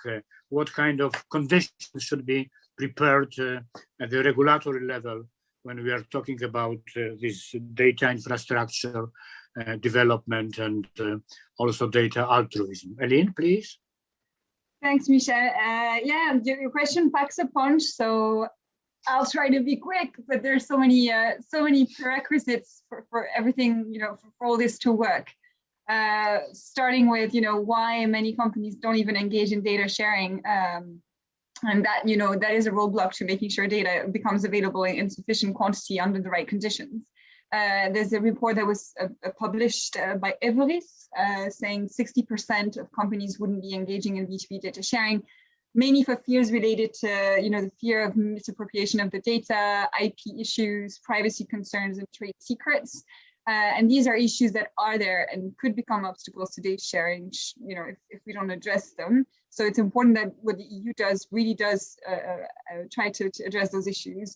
There are risks also related to legal uncertainty and compliance costs. So what happens to your data sets when when they're mixed with personal and non-personal data? It can be costly to separate them. So we need really a clear guidance and governance about compliance. And when you have the GDPR on the one hand, and then something like maybe the data strategy that encourages the sharing of data sets that include personal data, which the GDPR seeks to protect. So there's a really key legal basis discussion around this, and how all these proposals complement each other. And then there's also a need for more clarification regarding what data organizations can actually share to make sure that data protection and competition laws don't prevent firms from sharing the data.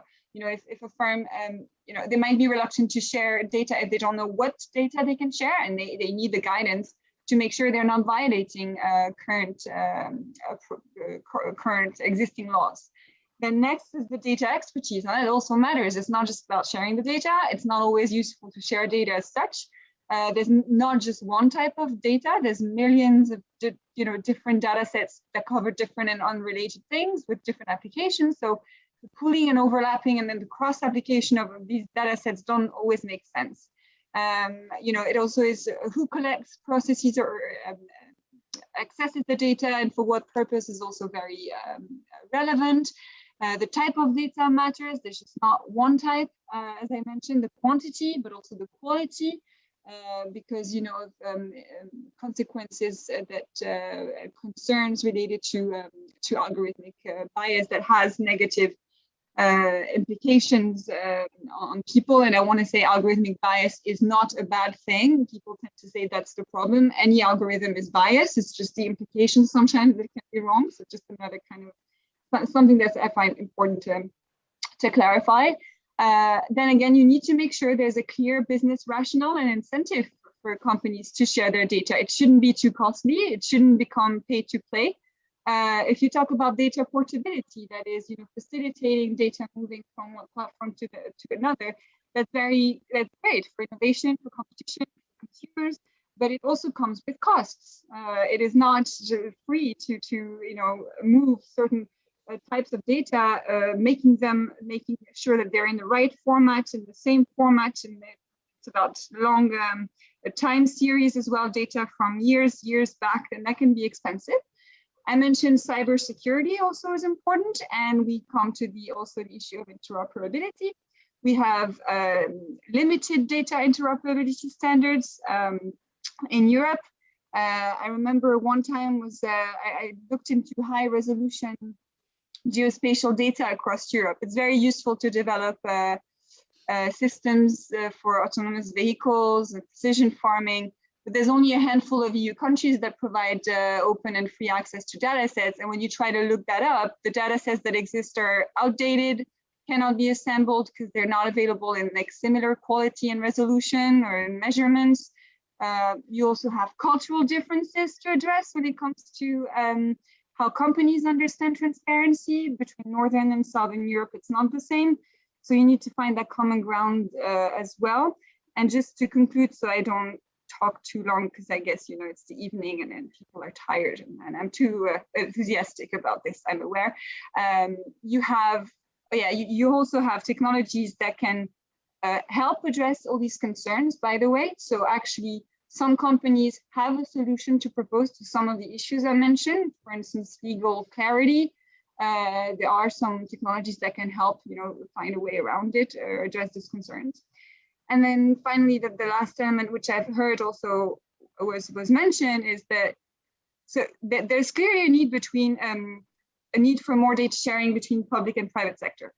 But the question is also, where should industry and policy draw the line between competition and collaboration? I think what really is key for all actors involved is how to strike the right balance so that you can share data within your own ecosystem without compromising your IP and therefore your competitive edge. And I think that was also mentioned that there are existing data sharing practices. You see that with pharmaceutical companies sharing clinical trial data, including with competitors. And there are a few ways you can already use existing best practices or systems, like smart data initiatives or data trusts, voluntary data sharing models. I think the UK's national strategy on data refers to those and wants to build on those. And then a report I recently saw from the Joint Research Center of the Commission explored 4 models for data governance: the data cooperatives, the public data trusts, data sharing pools, and I think it was data sovereignty, personal data sovereignty. And the first 2 options, so data cooperatives and public data trust, would be the most promising, because they would allow greater control over the access and use of data and share that more equitably in society, the value that you're extracting. And then I know that I still have to address your data altruism question, but maybe I can do that later, so I don't, up to you. Okay, thank you very much, Jolene. I think it was a very strong contribution to our discussion. When we are discussing on data sharing models, first look is that it's simple. It should be based on the will, but there are many complications related to the technical issues. But on the other hand, it is very important this relation between collaboration and competition, because some data are important for collaboration, and they can bring added value in economic sense. But some data have a very special, are the very special assets, and are some kind of special for the development of this company. Yes? So companies could be not so open for sharing the data. So we need to understand those complicated words of data governance and data flows. So thank you very much. And now I want to ask Bartek Telejko, what is your opinion? What is important in this proposal done by the European Commission on data governance, and what is redundant? How do you feel it? Because there were some opinions during our discussion that the description of data altruism is too bureaucratic, that there are not so clear rules when we are discussing about data sharing models. So what part we need to develop and what should be changed in this proposal? Bartek?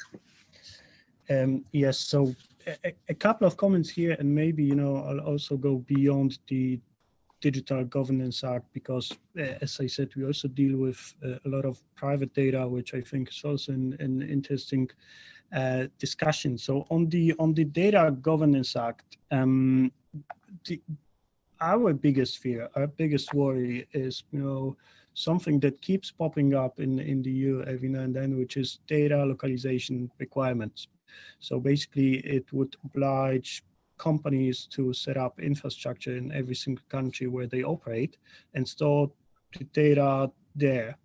So if you're talking about, scaling up and building up the common market in the EU, this is something where, we think data localization requirements might actually be counterproductive, because even a company like Google cannot simply afford to build up infrastructure in every single country where we operate.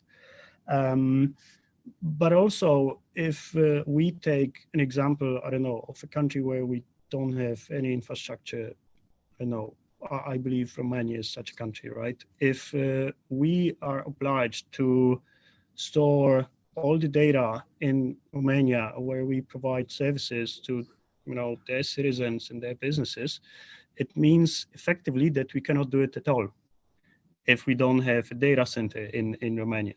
So all these, again, citizens or startups, scale-ups that usually get easy access to Google's cloud infrastructure, and thanks to this, they can scale up their activities, they can, operate across the EU, and so on and so forth.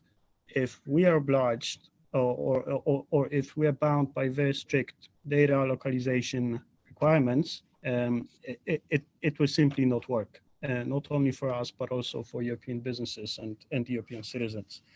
In terms of, good things that we see in the DGA, there's a couple of interesting ideas. I mean, European common spaces, it's definitely an interesting one, but as Alec also said, interoperability standards, how do we make sure we share this data in a way that it actually benefits those who can tap into those resources?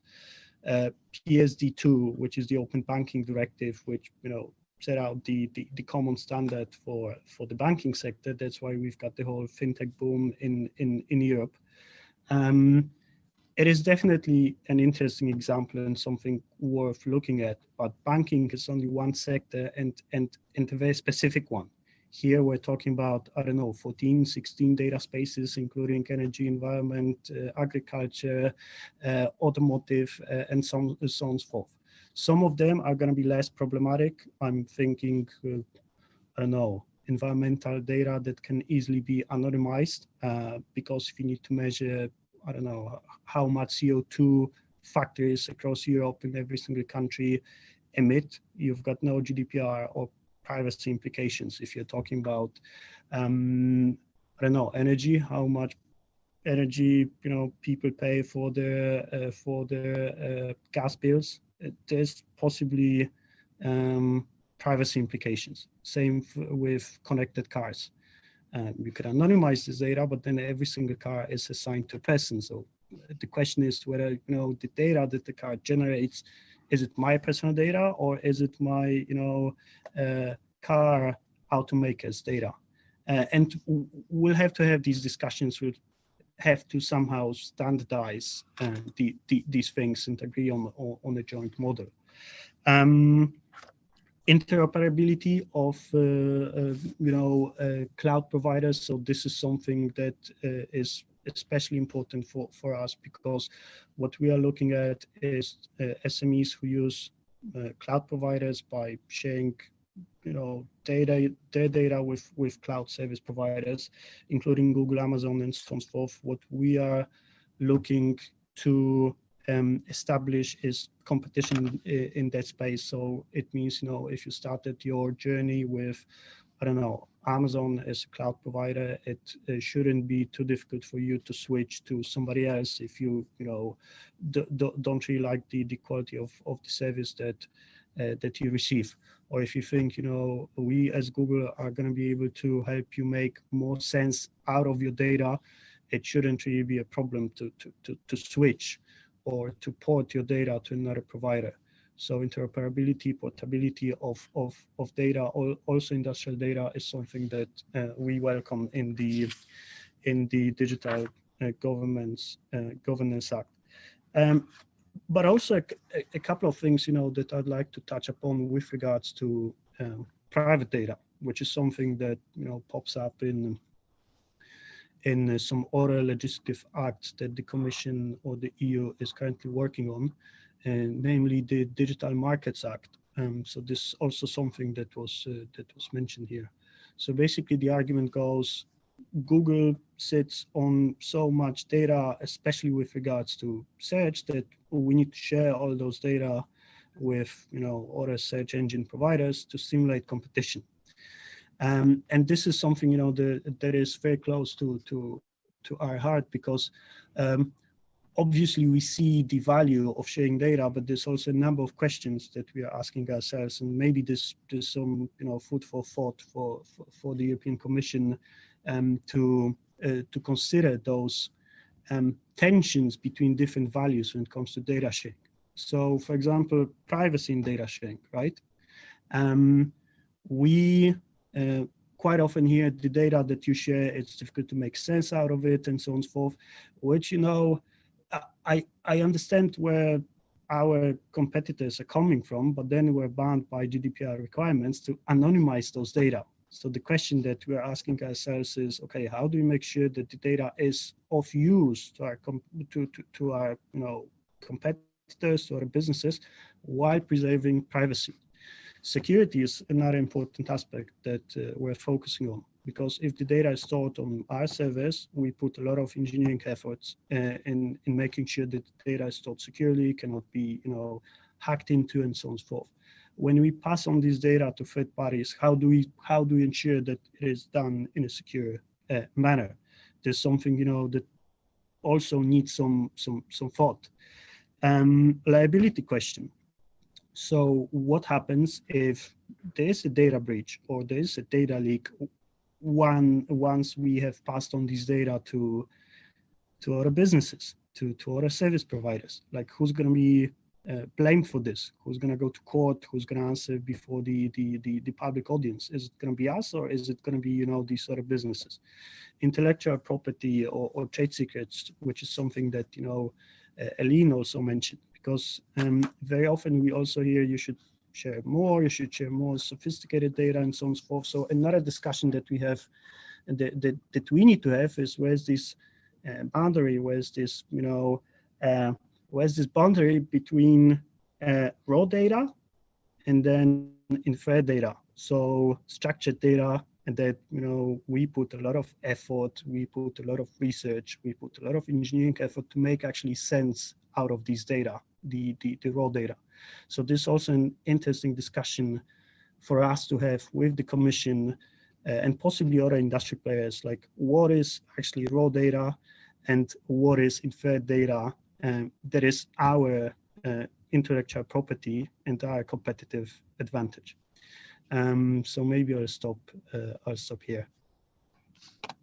Thank you very much, Bartek. I think it is crucial because when we are starting the discussion on data sharing models, there is also the question of management of consents, if it's related to the people. If we are going in the course of GDPR, we, users, can put our consent. But how to manage the collection of consents, yes, in real time, in changing situation, because you have mentioned this automotive situation, automated cars. Also, we don't know now how it will look like when we will start really with Internet of Things, especially with a mix of personal data and non-personal data and so on and so on. There are many challenges. Now, I want to our audience, there is a question, sorry, it was a question done by Ania Kalinowska, but I have lost it, so I'm very sorry. There is no additional question. So it's time to start with our final comments, but just only one point at the end from my side. It is important when we are discussing those challenges and proposals done by the European Commission, we are discussing about regulation. But it's turned up during the discussion that this is only one side, regulation, because the other side is to create environment, to create ecosystem, to create best practices, to exchange best practices, to build something like self-regulation, co-regulation, code of conduct, and so on, because we need to, as Alex said about open data, there are some regulations, but on the other, and we need to have the regulatory framework. But on the other hand, we need to discuss stronger about the soft side of the regulation. So best practices, co-regulations, soft regulations, and code of conduct. What do you think? This is my small question addressed to you, but it's time for your final comments. So we will start with Alec, please. So maybe I'll share a general observation that I could have made at the beginning. I really like one part in the Digital Strategy Act, which sort of spells out an ambition. It says that there are still some spaces of digital that haven't been, one could say, they're dominated or organized by a certain actor.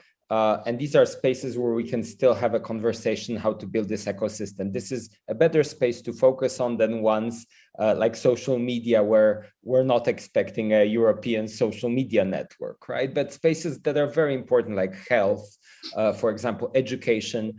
It's like fertile soil to do something different. But then I think the challenge is really big. And to be honest, when it seems it's a lot easier to manage this complexity within an organization like a company that sets its own standard within its own defined space than in between all these actors. So I think the ambition is really large and the challenge is really large. At the same time, I'm a huge fan of this approach in the sense, not that I know that it's gonna work, but like let's say soccer fan, I'm rooting for my team and hoping it will win. And I hope we all do that in Europe, because I think a lot is at stake. I think that really building these ecosystems that are fair, competitive is crucial. By the way, and maybe we didn't discuss it a lot, there are very interesting development we could call sort of self-regulation by business. For instance, attempts to build better interoperability standards between social network, an effort that was started by Twitter, but I think joined by all the big players, which makes me think that this is not just crazy regulators trying to build an ecosystem, but really some shared ambition. So I think this will be just a fascinating field to follow. And personally, that's the one I'm following even more than the platforms debate around DMA and DSA. That's my personal bet that this in the long run is more fascinating and maybe even more relevant, data governance. Thank you very much, Oleg. And Eileen, please. Thank you very much. Alec, I was just wondering if you refer to the Twitter initiative with large tech companies. Is it the data transfer project? Might be. Well, maybe to check because that's something I've heard of. No, that's the one. That's it's a the bit one? slow, okay. But it's happening, I think. Yeah. Okay, great. Yeah, so I think my final comments, I wanted to quickly talk about data altruism because I haven't been very good at answering your question, part of your question, and then talk about the skills part briefly, and then the openness elements, which Bartek also mentioned. On data altruism, it's a good concept, would allow citizens to basically donate their data for the common good.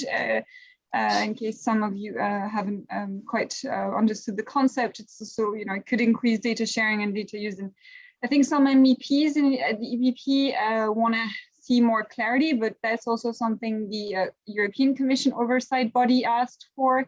Finland, the European Data Protection Supervisor and Board, because to make sure there's also enough privacy standards for this mechanism to work. And again, you mentioned consent, Michelle. That was also, they want to see more clarity around the notion of consent on this particular concept because there's a lack of coherence with the GDPR apparently. That there could be contradictions, and so I think that's one of the points for attention here.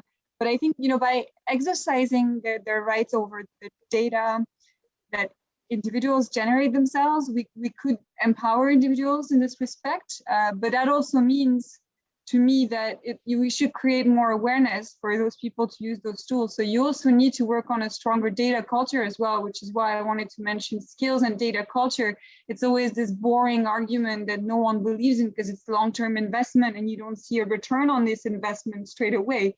But you want to have a lot of people engaging in those data markets and data mechanisms like altruism, and that workforce and skills dimension is critical if you want any of those proposals to work, and for any data governance to be sound and to work. I think only 60% of Europeans have digital skills today.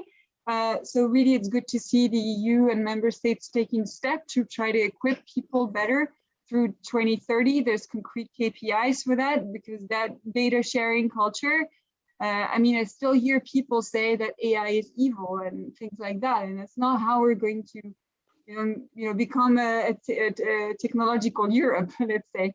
And finally, a point on openness, because obviously, I don't know, it's obvious because of the readings I've had over time, but sharing data across border is really important nowadays. So it is also a key dimension of data governance. And maybe one hope of, we see with the new Biden administration that's become more open to working with the EU and others, because in our proposals, there's still a Europe first dimension. So I still think seeing the US and the EU shaking hands potentially around, I don't know, a tech and trade council potentially, things like that. You could have, there's a case for optimism that we could enter an area where you see more cooperation and diplomacy around data and more harmonization of rules.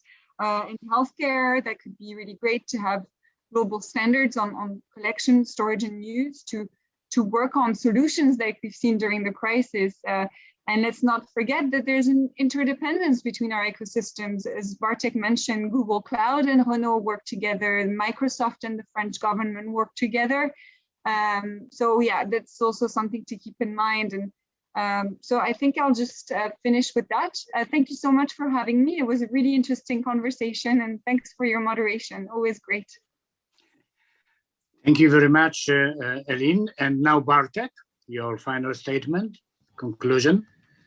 Thanks very much. I'd simply like to echo what Elin just said, which is, very often as a big American company, we hear that we're somehow in competition with Europe in terms of, data gathering, making use out of the data. I really think Europe, when it comes to industrial data, is has a great potential to grow. This is also something that was recognized by the European Commission, that when it comes to industrial data and the next wave of the technological revolution, so we're talking here about the Internet of Things especially, it is only starting now. So if Europe can get its regulatory framework right, which means if it can pool resources from the common market from all the European countries, we can have a massive competitive advantage. And our role as Google is really to facilitate this transition, to participate in this process by helping European businesses to enter into a more digital future. So we're going to be more than happy to participate in this endeavor. Also, thank you very much for having me. It was a great discussion. Thank you very much, Elin. Thank you very much, Bartek, and thank you very much, Alek. I think it was very inspiring and interesting discussion based on this lecture done by Andrea Renda. What is the general conclusion from my point of view is that it's time to look at the data as in a holistic way, which means not in a separated way discussions about general data protection regulation. Not only discussions are needed for us on security of data, not only discussions on open data.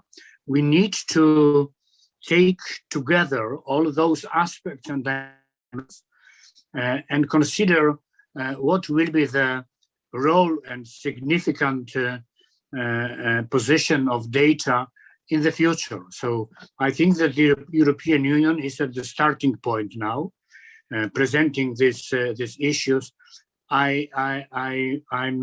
It's very important for me that we avoided this discussion about data localization, and all data should exist only in the European Union, because we have discussed about conditions, we have discussed about principles, we have discussed about rules. And I think that this discussion on data governance should be continue in many institutions, European institutions, but also as our SWPS University for social and human sciences. So thank you very much to all of you for participation in this panel. Now we will turn to Ania Kalinowska and her lecture. Ania Kalinowska is a cultural studies scholar and socio-cultural researcher. She is a member of the Polish Society of Market and Opinion Researchers, the Polish Society for Media Education, and an active member of the Youth Research Center at the SWPS University. She is very experienced in many areas, and now she is starting some new activities, but I think that if we will have time, she will present those future proposals in his lecture. But now we are turning to the lecture done by Ania Kalinowska. Ania, please, the screen is yours. Okay, thank you, Michał. Good evening for such a distinguished speakers, and I'm very honored to be with you and to collaborate in this discussion. And what's more, have an opportunity to present my doctoral research about everyday users' analog and digital practices, which called Technologies of the Self.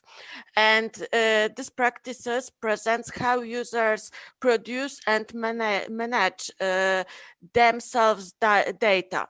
So now I will switch to Polish language because all my speakers and all my responders spoke Polish language. So I want to give you the main spirit and the main soul of my research and my responders' intentions. So now I switch to Polish and switch my presentations on.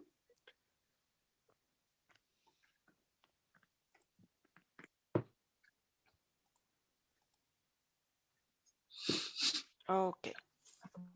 Dobrze, to witam Państwa jeszcze raz wszystkich bardzo serdecznie, tym razem po polsku.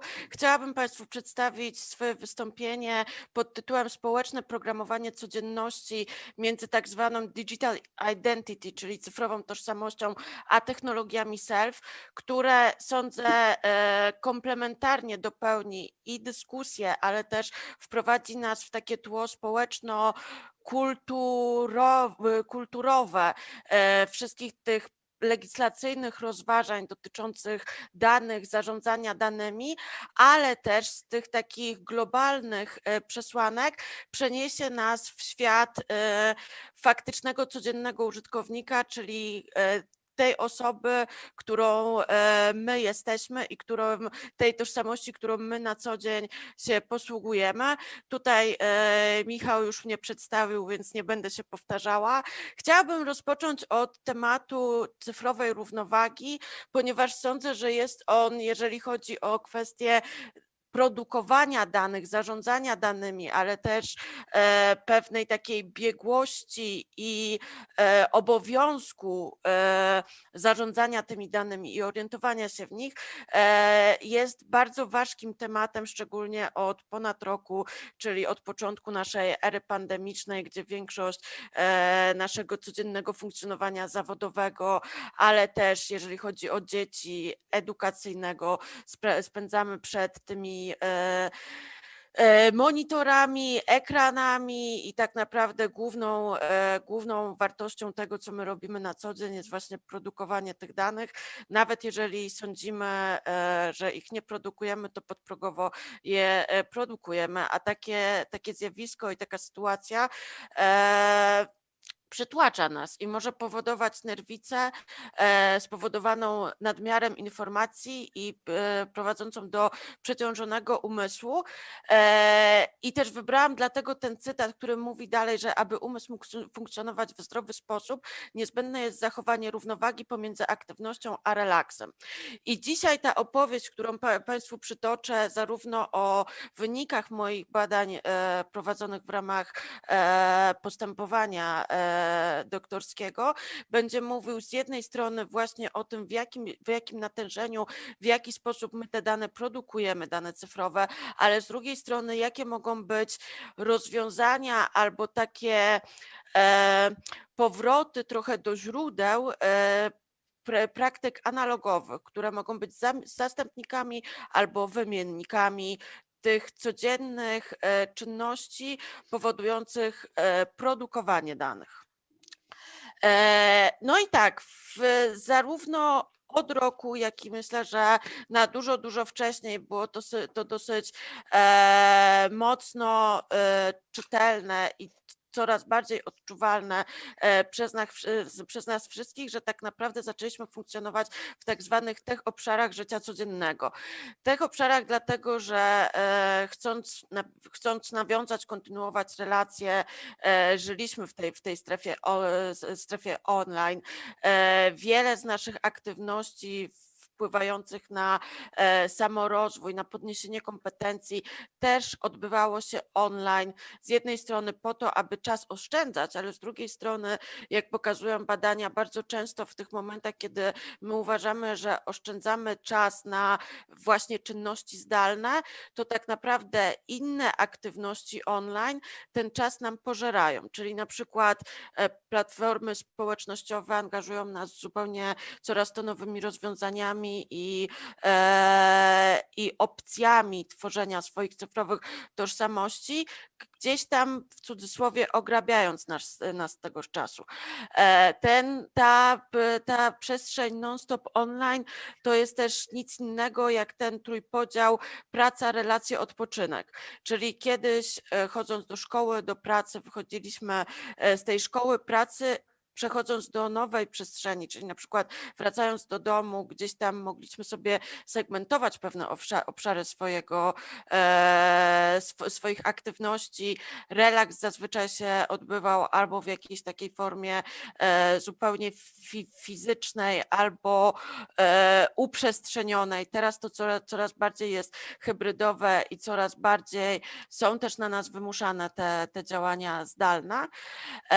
No i trzecim aspektem, który tak naprawdę jest najbardziej istotny w tym ciągłym podłączeniu, jest tak zwane poczucie bycia, poczucie obowiązku bycia ciągle up to date i omnipresent, czyli bycia ciągle obecnym, bo jak pokazują badania prowadzone już 4-5 lat temu, dla ponad 80% badanych pierwszą czynnością, którą rano podejmowali, to jest interakcja ze smartfonem.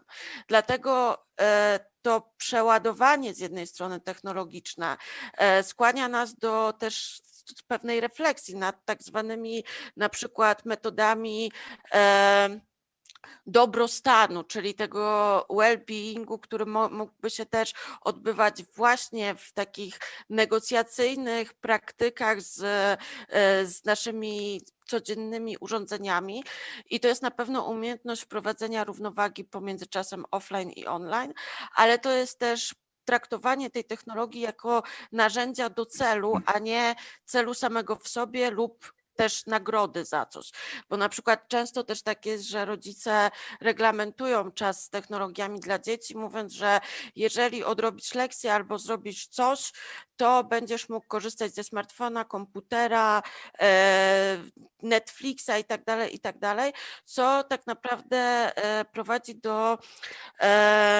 dosyć błędnych przyzwyczajeń i warunkowania, że ta technologia to jest coś super ekskluzywnego, na co trzeba zasłużyć. Z technologią raczej trzeba nauczyć się żyć w sposób zrównoważony. No i tutaj bardzo dużo mówiliśmy w poprzednich częściach naszego spotkania o Data Governance Act, czyli tak zwanym DGA, ale tak jak Elina wspomniała w swoim wystąpieniu w ramach panelu, warto byłoby też z takiego poziomu bardzo rozbudowanego wikłania się w tę strukturę legislacyjną i zastanawiania się nad powinnościami wszystkich tych aktorów, którzy zostali wspomnieni, zastanawiania się nad ile te przemysły powinny być regulowane przez rząd i jak to powinno być wycyzelowane. Warto, myślę, też parafrazując to, co Elina powiedziała, zastanowić się w ogóle nad samą istotą tego, co ten Data Governance Act znaczy dla przeciętnego użytkownika. A tak naprawdę nie po raz pierwszy, ale to jest dosyć takie przyjazne rozwiązanie, że w tym akcie legislacyjnym zostały w końcu zdefiniowane dane, które bardzo często są traktowane płynnie, dlatego żeby można było z nich w elastyczny sposób korzystać albo w elastyczny sposób je kontrolować, a tutaj dane w tym DGA zostały uznane za wszelkie cyfrowe reprezentacje, konteksty i fakty, zarówno w formie dźwięku, obrazu, jak i w formie audiowizualnych nagrań, co też jest ciekawe ze względu na przykład na liczne kontrowersje polegające na wycieku danych, na przykład z Zooma, na którym dzisiaj się spotkaliśmy, albo właśnie wykorzystywania tych wizerunków. I jeżeli mogłabym tutaj opowiedzieć Państwu o takich bardzo podstawowych założeniach tego Data Governance Act, ale też po to, abyśmy wiedzieli, z czym to się kolokwialnie mówiąc je, to Data Governance Act jest tak naprawdę dokumentem i całą strategią, która konsultowana jest w Parlamencie Europejskim już ponad rok, ponieważ pierwsze konsultacje miały miejsce od lutego 2020 roku i ja sobie pozwoliłam tutaj wyszczególnić kilka takich postanowień i kilka refleksji, które przyniosły w ogóle całe konsultacje i pracę nad tym dokumentem, które myślę, że są ważne z punktu widzenia tego przysłowiowego Kowalskiego i tego potencjalnego użytkownika. Zatem w ramach konsultacji ustalono, że więcej danych powinno być traktowanych jako wspólne dobro publiczne, że użytkownik powinien mieć prawo pełnej kontroli nad autogenerowanymi danymi. Podniesiono też problem chmur, ponieważ tutaj są przedstawiane propozycje federacji chmurowych w cudzysłowie, czyli tych zasobów wspólnych i cyfrowych zdalnych dysków. Natomiast okazało się, że prawie chyba 70 albo 80% respondentów, którzy brali udział w tych konsultacjach, to byli respondenci instytucjonalni, ale też organizacje pozarządowe, stwierdziło, że choćby raz miało problem z obsługą tej chmury, że dane się na przykład gubiły albo jakby tracili dostęp do swoich danych, więc myślę, że infrastrukturalne podjęcie tego tematu jest jak najbardziej zasadne. Kolejnym, to, o czym dzisiaj bardzo dużo zostało powiedziane, zobowiązaniem było zobowiązanie dużych graczy do data sharingu, czyli do tego udostępniania danych. Została poruszona też kwestia modelu organizacji dano-altruistycznej, czyli takiej, która udostępnia swoje dane na większą skalę dla dobra publicznego i to tak naprawdę jest pewnym pokłosiem doświadczeń, jakie już jako cała cywilizacja i społeczność mamy w ramach toczenia walki z pandemią COVID-19. No i ostatnim krokiem, który miał miejsce 3 tygodnie temu, to było wezwanie do systemowego koordynowania polityk zarządzania danymi, co zostało podniesione na obradach Parlamentu Europejskiego 25 marca 2021 roku. No i dlaczego my w ogóle o tym rozmawiamy? Ponieważ oczywiście to wyzwanie jest pewnym przyczynkiem do tych naszych dyskusji, w ogóle zastanawiania się nad danymi i nad ich zarządzaniem, ale co my jako potencjalni użytkownicy sieci do tego mamy? Mamy do tego to, że wszyscy jesteśmy tak naprawdę danymi, bo o tym, że wszyscy jesteśmy danymi, parafrazując tutaj tytuł polskiego filmu, można to określić po tym, że każdy z nas produkuje tak zwany ślad cyfrowy, czyli ścieżkę w sieci, którą przebył, korzystając z konkretnej przeglądarki, wchodząc na konkretne strony i tak naprawdę w pierwszym kroku nie zastanawiając się do końca nad tym, bo oczywiście możemy sobie włączyć różne obostrzenia, które nam trochę ten nasz ślad cyfrowy rozmyją, natomiast nie jest to możliwe w całej transparentności. To, że wszyscy jesteśmy danymi, jakby podbija też fakt, że wszyscy przy sobie nosimy urządzenia mobilne, które też rejestrują zarówno nasze lokalizacje, jak i te wszystkie aktywności, które podejmujemy w czasie fizycznym i w miejscu fizycznym, ale mogą być ucyfrowione. To jest oczywiście to, z jakich zasobów korzystamy i w jaki sposób prowadzimy komunikację, szczególnie przez ostatni rok. No i to, o czym dzisiaj właśnie chciałabym najwięcej powiedzieć, jest to, w jaki sposób się autokontrolujemy i autoregulujemy swoje zachowania. Tym, czym ja się zajmowałam w swoich badaniach doktorskich, były tak zwane technologie self. Technologie self, czyli pewna definicja, którą zaproponował już na początku lat 80. zeszłego stulecia Michel Foucault. Według jego propozycji pozwalają jednostce na autoregulowanie swoich zachowań w formie, na początku lat 80.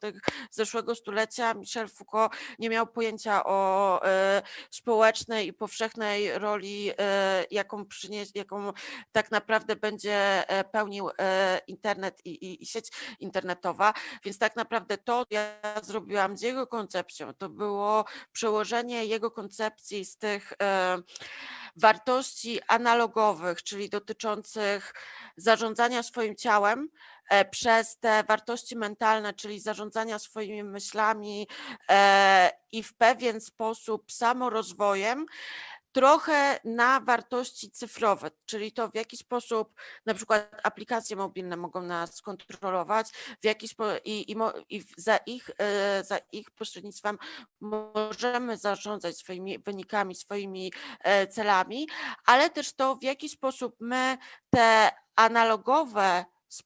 analogowe metody i analogowe narzędzia zamieniliśmy na cyfrowe, ale też podzieliliśmy ich funkcje w naszym życiu. Czyli to, że korzystamy z aplikacji mobilnych, to na przykład nie znaczy, że nie zapisujemy kalorii, które zjedliśmy na kartce papieru. I jeżeli chodzi o całe to zagadnienie w ogóle technologii selfie, dlaczego my dzisiaj jako zakończenie tego spotkania o tym rozmawiamy, to jest fakt, że poprzez te technologie self potencjalny użytkownik czyni pierwszy krok do tak naprawdę zarządzania danymi o sobie.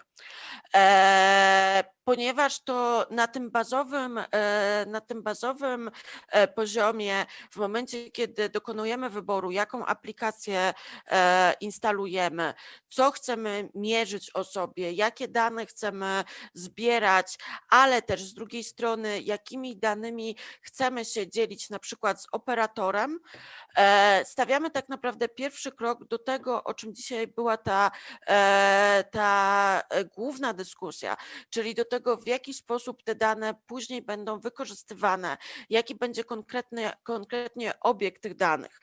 I tutaj padło takie stwierdzenie, że dane są nowym paliwem, są nową siłą napędową świata. Oczywiście jest to dosyć kontrowersyjna teza, ponieważ z punktu widzenia etyki nie do końca byłoby dobrze, gdyby te dane tak 1 do 1 rozpatrywać i takimi wartościami je mierzyć. Natomiast z drugiej strony faktem też jest, że na przełomie 2017 i 2018 roku wartość danych wyprzedziła wartość ropy na świecie. Więc jakby to przyłożenie i zapośredniczenie roli danych w rolę tak naprawdę paliwa napędzającego, jak widzimy tutaj nawet w przełożeniu faktograficznym, ma pewną, posługuje się pewną logiką. I jeżeli teraz się odniesiemy do tych technologii self, czyli do tych różnych sytuacji, w których my produkujemy dane o sobie po to, aby one nas, aby się w jakiś sposób nimi wyregulować, bo tutaj mówimy też, jeżeli chodzi o te cyfrowe technologie, te technologie self, to mówimy też na przykład w kontekście tego, co my robimy ze swoją tożsamością w ramach serwisów społecznościowych, czyli tego, w jaki sposób kontrolujemy i regulujemy swój wizerunek w sieci, czyli że na przykład na Facebooku postujemy bardziej prywatne treści, na LinkedInie bardziej zawodowe, ale na przykład na Instagramie postujemy już te treści, które są i te zdjęcia, te przekazy wizualne, które już są obrobione w jakiś sposób, zmodyfikowane po to, aby na przykład, nie wiem, mieć większą nośność albo większą popularność. I to się nie dzieje bez przyczyny. To się dzieje dlatego, że też cały ten ekosystem cyfrowy polega na tym, że dostawcy tych technologii dla nas zajmują się też zidentyfikowaniem różnych impulsów i zidentyfikowaniem tych aspektów, które jak najbardziej przyciągną nasze zaangażowanie, a mogą je sobie identyfikować po tym, jak sobie przeskanują to, jakie my rzeczy w tej sieci robimy. To też oddziałuje na takim poziomie psychologicznym, który wymusza nas albo zachęca nas do pewnego konkretnego zbioru, katalogu zachowań, zainteresowań w sieci, przez to, że w pewnym momencie zaczynamy żyć w tych cyfrowych bańkach, jakie sami sobie tworzymy, ponieważ coraz częściej dostajemy te treści i jesteśmy właśnie jakby tutaj napisałam bombardowani, ale też jesteśmy podprogowo zachęcani przez takie treści, które są kompatybilne z tym, czym się interesowaliśmy, co lubiliśmy, co klikaliśmy, co kupowaliśmy w sieci, dlatego aby jak najbardziej trafić w nasze gusta, a później je w bardzo delikatny sposób zmodyfikować. No i z jednej strony oczywiście rozmawiając o tym wiemy, że to nie jest do końca etyczne, to prawdopodobnie na dłuższą metę będzie miało również swoje negatywne skutki społeczne. Natomiast z drugiej strony w te wszystkie gry bardzo łatwo jako potencjalny użytkownik wchodzimy właśnie poprzez to, że chcemy, aby nasze narzędzia, nasze urządzenia mobilne, nasze urządzenia w ogóle te cyfrowe i zdalne były spersonalizowane, czyli posiadały swoją skórkę, żebyśmy sobie dopracowali tam awatar i tak dalej, i tak dalej. Parametryzujemy się, kwantyfikujemy się przez aplikacje, które na przykład mają pomóc nam schudnąć albo mają pomóc nam przygotować się do przebiegnięcia maratonu. I tak naprawdę z jednej strony my czujemy, że ta technologia jest dla nas i ona jest po to, aby nam pomóc, aby też pomóc nam w pewnej takiej dyscyplinie.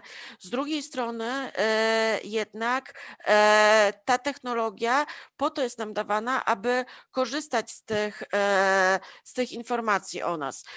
Zostało nam 5 minut do końca dzisiejszego spotkania, więc tylko tutaj Państwu zajawię, że jeżeli chodzi o to wykorzystywanie danych o nas i o to, w jaki sposób platformy mogą to robić, to od około 2 lat dosyć spory fokus poczynił na Netflix na, w cudzysłowie, otwieranie oczu użytkowników.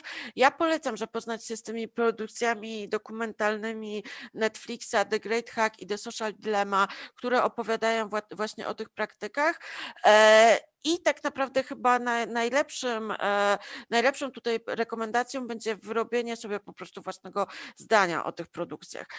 I przechodzimy do tego, co właśnie chciałam powiedzieć Państwu na temat danych, jakie pozyskałam na podstawie moich badań, mówiących o tym, w jaki sposób na przykład użytkownicy porządkują swoje dane. Porządkowanie polega na przekładaniu ich z telefonu, czyli przekładaniu zdjęć, kiedy kończy się miejsce na tym telefonie, czyli przekładaniu na komputer.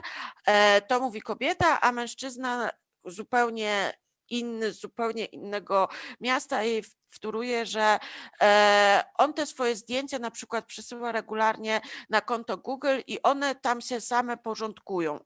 Więc tak naprawdę użytkownik traci trochę sprawczość nad tymi swoimi danymi, ponieważ przekazuje je gdzieś, gdzie coś samodzielnie się z nimi robi. Ale też moi respondenci mówili, Facebook i Instagram są teraz głównym nośnikiem moich wspomnień. Kiedyś trzymałam wszystkie kartki i pocztówki, które dostawałam. Nawyk dokumentowania wszystkiego, czy zdjęciami, czy filmami na pewno nabyłam od mojego ojczyma. Dla niego było to bardzo ważne. Mój tata również z pełnym profesjonalizmem podchodzi do tej kwestii. Parę lat temu dał mi dysk ze wszystkimi zdjęciami z dzieciństwa, które sam osobiście zeskanował. Przez bardzo długi czas starałam się jakoś wszystkie te zdjęcia z mojego życia katalogować, ale w pewnym momencie straciłam totalnie nad tym kontrolę. W tym momencie mam na komputerze 64 000 zdjęć i nawet nie wiem, jak się zabrać do porządkowania tego. Czyli widzimy, że te dane, które my generujemy teraz o sobie, one są już generowane w tak wielkiej ilości, że tak naprawdę wcześniej można było zebrać zdjęcia i nawet zeskanować, bo tych zdjęć na przykład było kilkasetek. Teraz to są na przykład 64 000 potencjalnego użytkownika. Tutaj jest tutaj chciałabym też Państwu przedstawić na przykład inną strategię, jaką urządzenia mobilne robią z użytkownikami. Jedna z respondentek mówi, telefon to jest dla mnie łącznik z otoczeniem, bez względu na to, czy to jest rodzina, czy przyjaciele, czy praca. No ale to jest takie samo właśnie narzędzie do robienia zdjęć, do słuchania muzyki. To jest taka trochę mała ja w miniaturce. I to na przykład, że mam przez 2 dni rozładowany telefon, to przecież to się nie bierze ze mnie,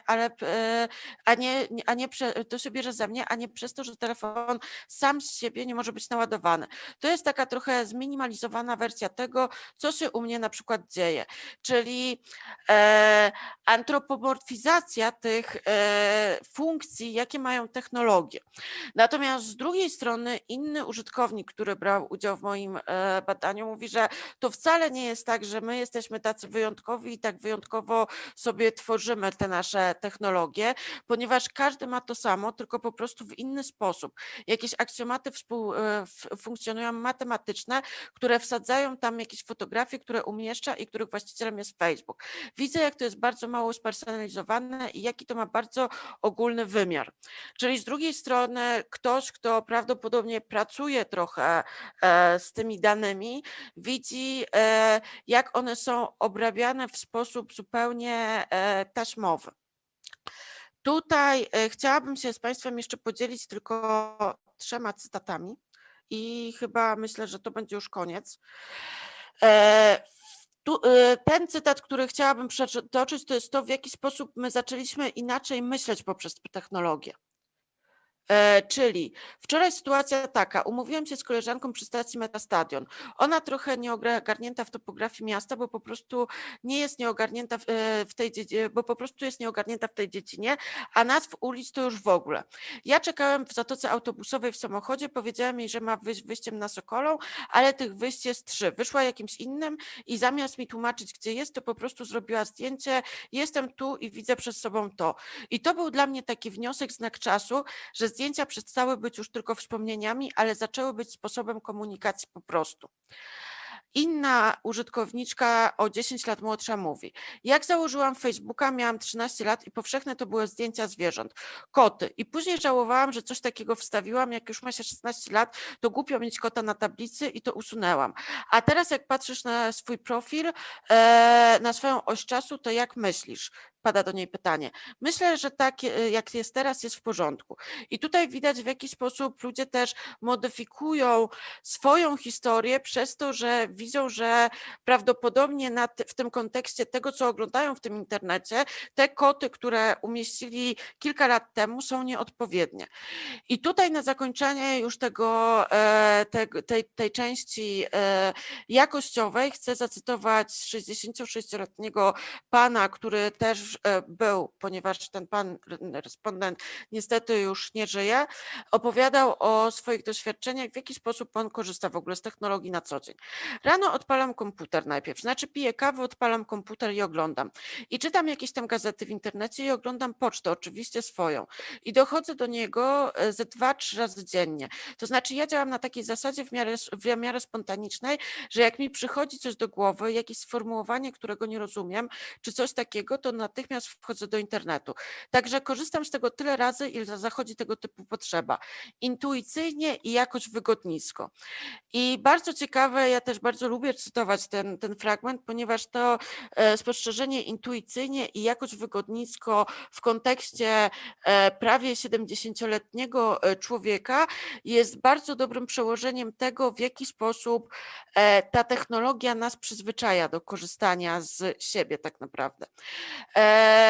I na koniec chciałabym Państwu też powiedzieć o tych zastępnikach non-tech, czyli tych tak naprawdę materialnych formach, które my, mimo tego, że korzystamy z technologii,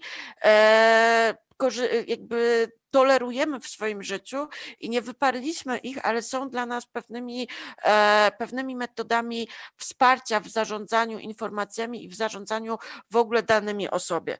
No i to są fiszki, tak zwane karteczki post-ity, notatniki, planery,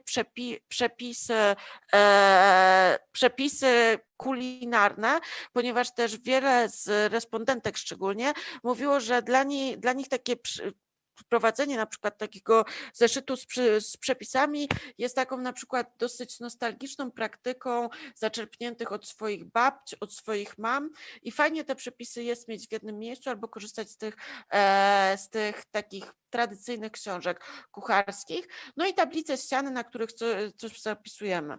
I tutaj jako ostatni już slajd chciałabym Państwu przytoczyć też wyniki badań ilościowych, które prowadziłam w ramach swoich badań doktorskich, z których wynikało, ponieważ badałam właśnie tam płynność między tymi formami analogowymi, a tymi formami cyfrowymi. No i wynikało na próbie 150 osób, że 66% użytkowników, ponieważ głównym warunkiem trafienia do próby zarówno ilościowej, jak i jakościowej było bycie użytkownikiem, czyli codzienne korzystanie z internetu.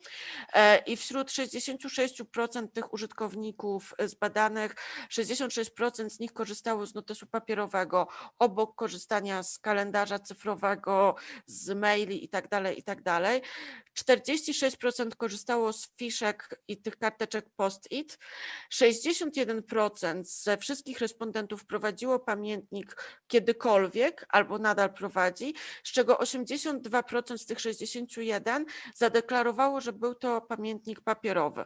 Także jak widzimy, te dane, które my zbieramy o sobie, ili które kolekcjonujemy, niekoniecznie one mają jedynie te formy cyfrowe, więc dlatego może też w ramach konkluzji warto zastanowić się, jakie dane my naprawdę potrzebujemy i chcemy generować cyfrowo, a jakie mogą być na przykład taką praktyką cyfrowej równowagi i gdzieś czegoś, co my będziemy robić w sposób analogowy, papierowy, odpoczywając od tych technologii.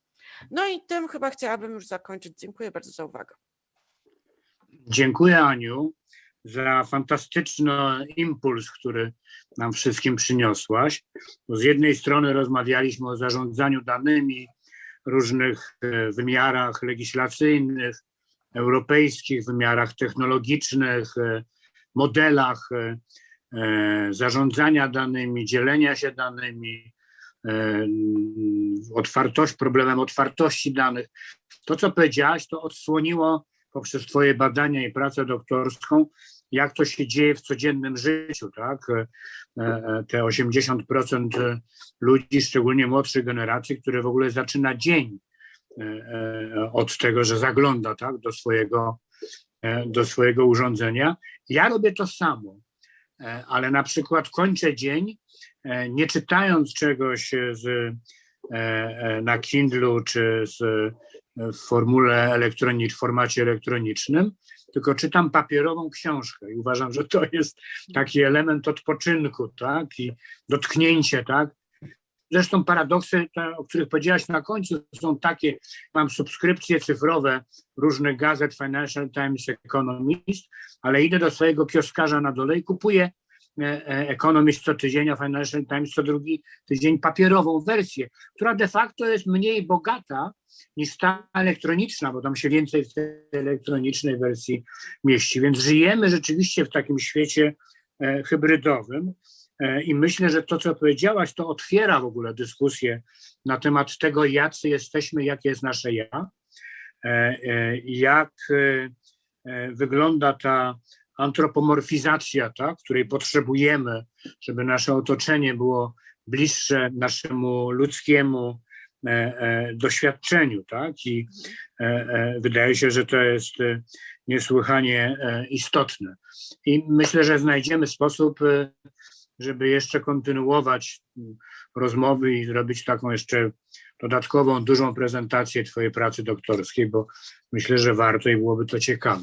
Dziękuję bardzo. Jeszcze tylko zdanie końcowe dodam, ponieważ ja w ramach moich badań też zauważyłam właśnie te praktyki papierowe i nazwałam je nawet tak operacyjnie praktykami papierocentrycznymi i też myślę, że fajnie jest zauważyć to, w jaki sposób, co papier w ogóle daje ludziom i w jaki sposób też fetyszyzują ten papier. Dlatego, że na przykład lubią chodzić do księgarni, żeby wąchać, jaki zapach mają dane książki albo nawet dane wydawnictwa.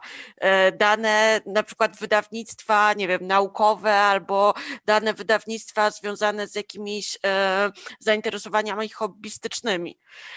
Więc myślę, że te takie przenikania się sensoryczne między papierem, innymi zmysłami, a później technologią też są tematem wartym pochylenia się, bo może tak naprawdę to są ostatnie momenty, kiedy możemy w ogóle tak na większą skalę to zbadać.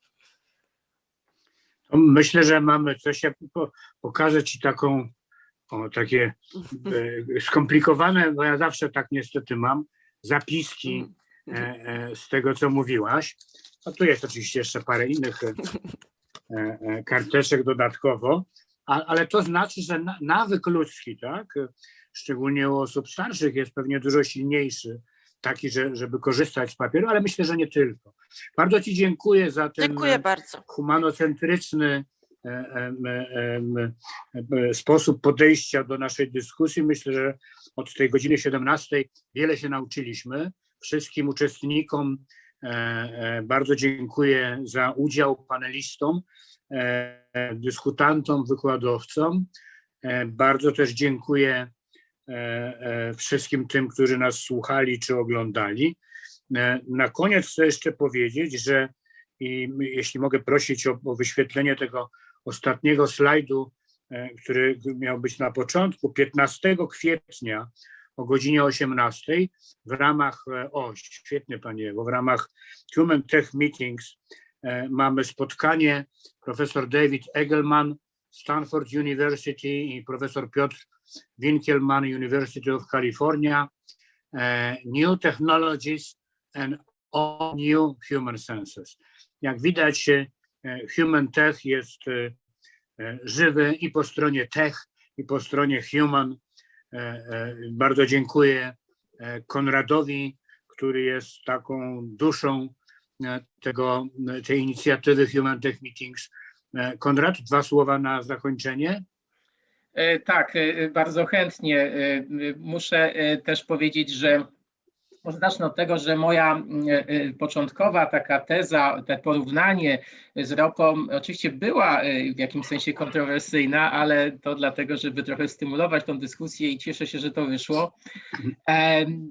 Chcę jeszcze też powiedzieć, bo tutaj dobrze, że Michał wyświetliłeś to nasze kolejne spotkanie, bo też się pięknie złożyło, że Anna Kalinowska wspomniała o tych zmysłach, no bo właśnie będziemy mówili o zmysłach, będziemy mówili o technologiach, nowych technologiach i o zmysłach. No rzeczywiście jest z tym problem coraz większy. W tej chwili te nasze zmysły to głównie, jeśli chodzi o nowe technologie, to jest kontakt z jakimiś szklanymi ekranami, więc też można sobie postawić takie pytanie, jak kiedyś człowiek będzie funkcjonował wtedy, kiedy nie będzie dotykał w zasadzie nic poza jakimś tam metalem, tudzież szkłem. Więc to jest też poważny problem, ale my będziemy mówili podczas tego spotkania w dużym stopniu o tym, jak nowe technologie mogą właśnie poprawić te zmysły, tak? Czyli na przykład zmysł słyszenia, ale i również widzenia, bo tutaj oprócz profesora Igelmana ze Stanford University zaprosiliśmy też z Włoskiego Instytutu Technologicznego z Genui panią Monikę Gori, też bardzo ciekawa postać i osoba, która prowadzi badania właśnie jak technologia może poprawić osobom niewidzącym właśnie widzenie za pomocą pewnych opasek. Nie będę zdradzał więcej, bo to wszystko oczywiście przed nami 15. Jeszcze, no cóż, tutaj bardzo ciekawa teza, czy powiedzmy pewne stwierdzenie było w tym ostatnim wykładzie Anny Kalinowskiej odnośnie tego, że wszyscy jesteśmy danymi, tak? To rzeczywiście tak trochę wygląda. No my też tutaj nie ma co ukrywać, jak zapisujemy osoby, jak się ludzie zapisują na nasze spotkania, no to też gromadzimy te dane, ale nie traktujemy w tenże sposób ich, że to są dla nas jakieś tam sobie obiekty analiz albo ewentualnie handlu. Absolutnie nie. To służy temu, żebyśmy mogli się zapraszać, żebyśmy mogli tutaj Państwa, wszystkich naszych słuchaczy zawiadamiać o kolejnych spotkaniach.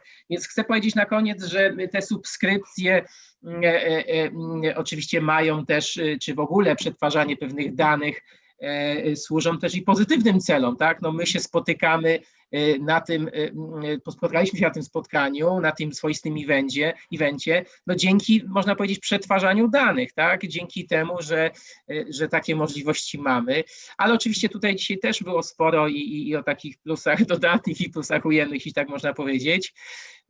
Także chcę powiedzieć na koniec, że zapraszam do subskrypcji właśnie, do tego, żeby nas śledzić i też no bardzo, bardzo podziękować. Tutaj mieliśmy naprawdę wspaniałe międzynarodowe grono, mieliśmy wiele perspektyw, takich bardziej praktycznych, prawnych, takich socjologicznych, kulturowych również, no więc to widać, że to jest rzeczywiście przetwarzanie danych, zarządzanie nimi, to jest po prostu niesamowicie bogaty topik.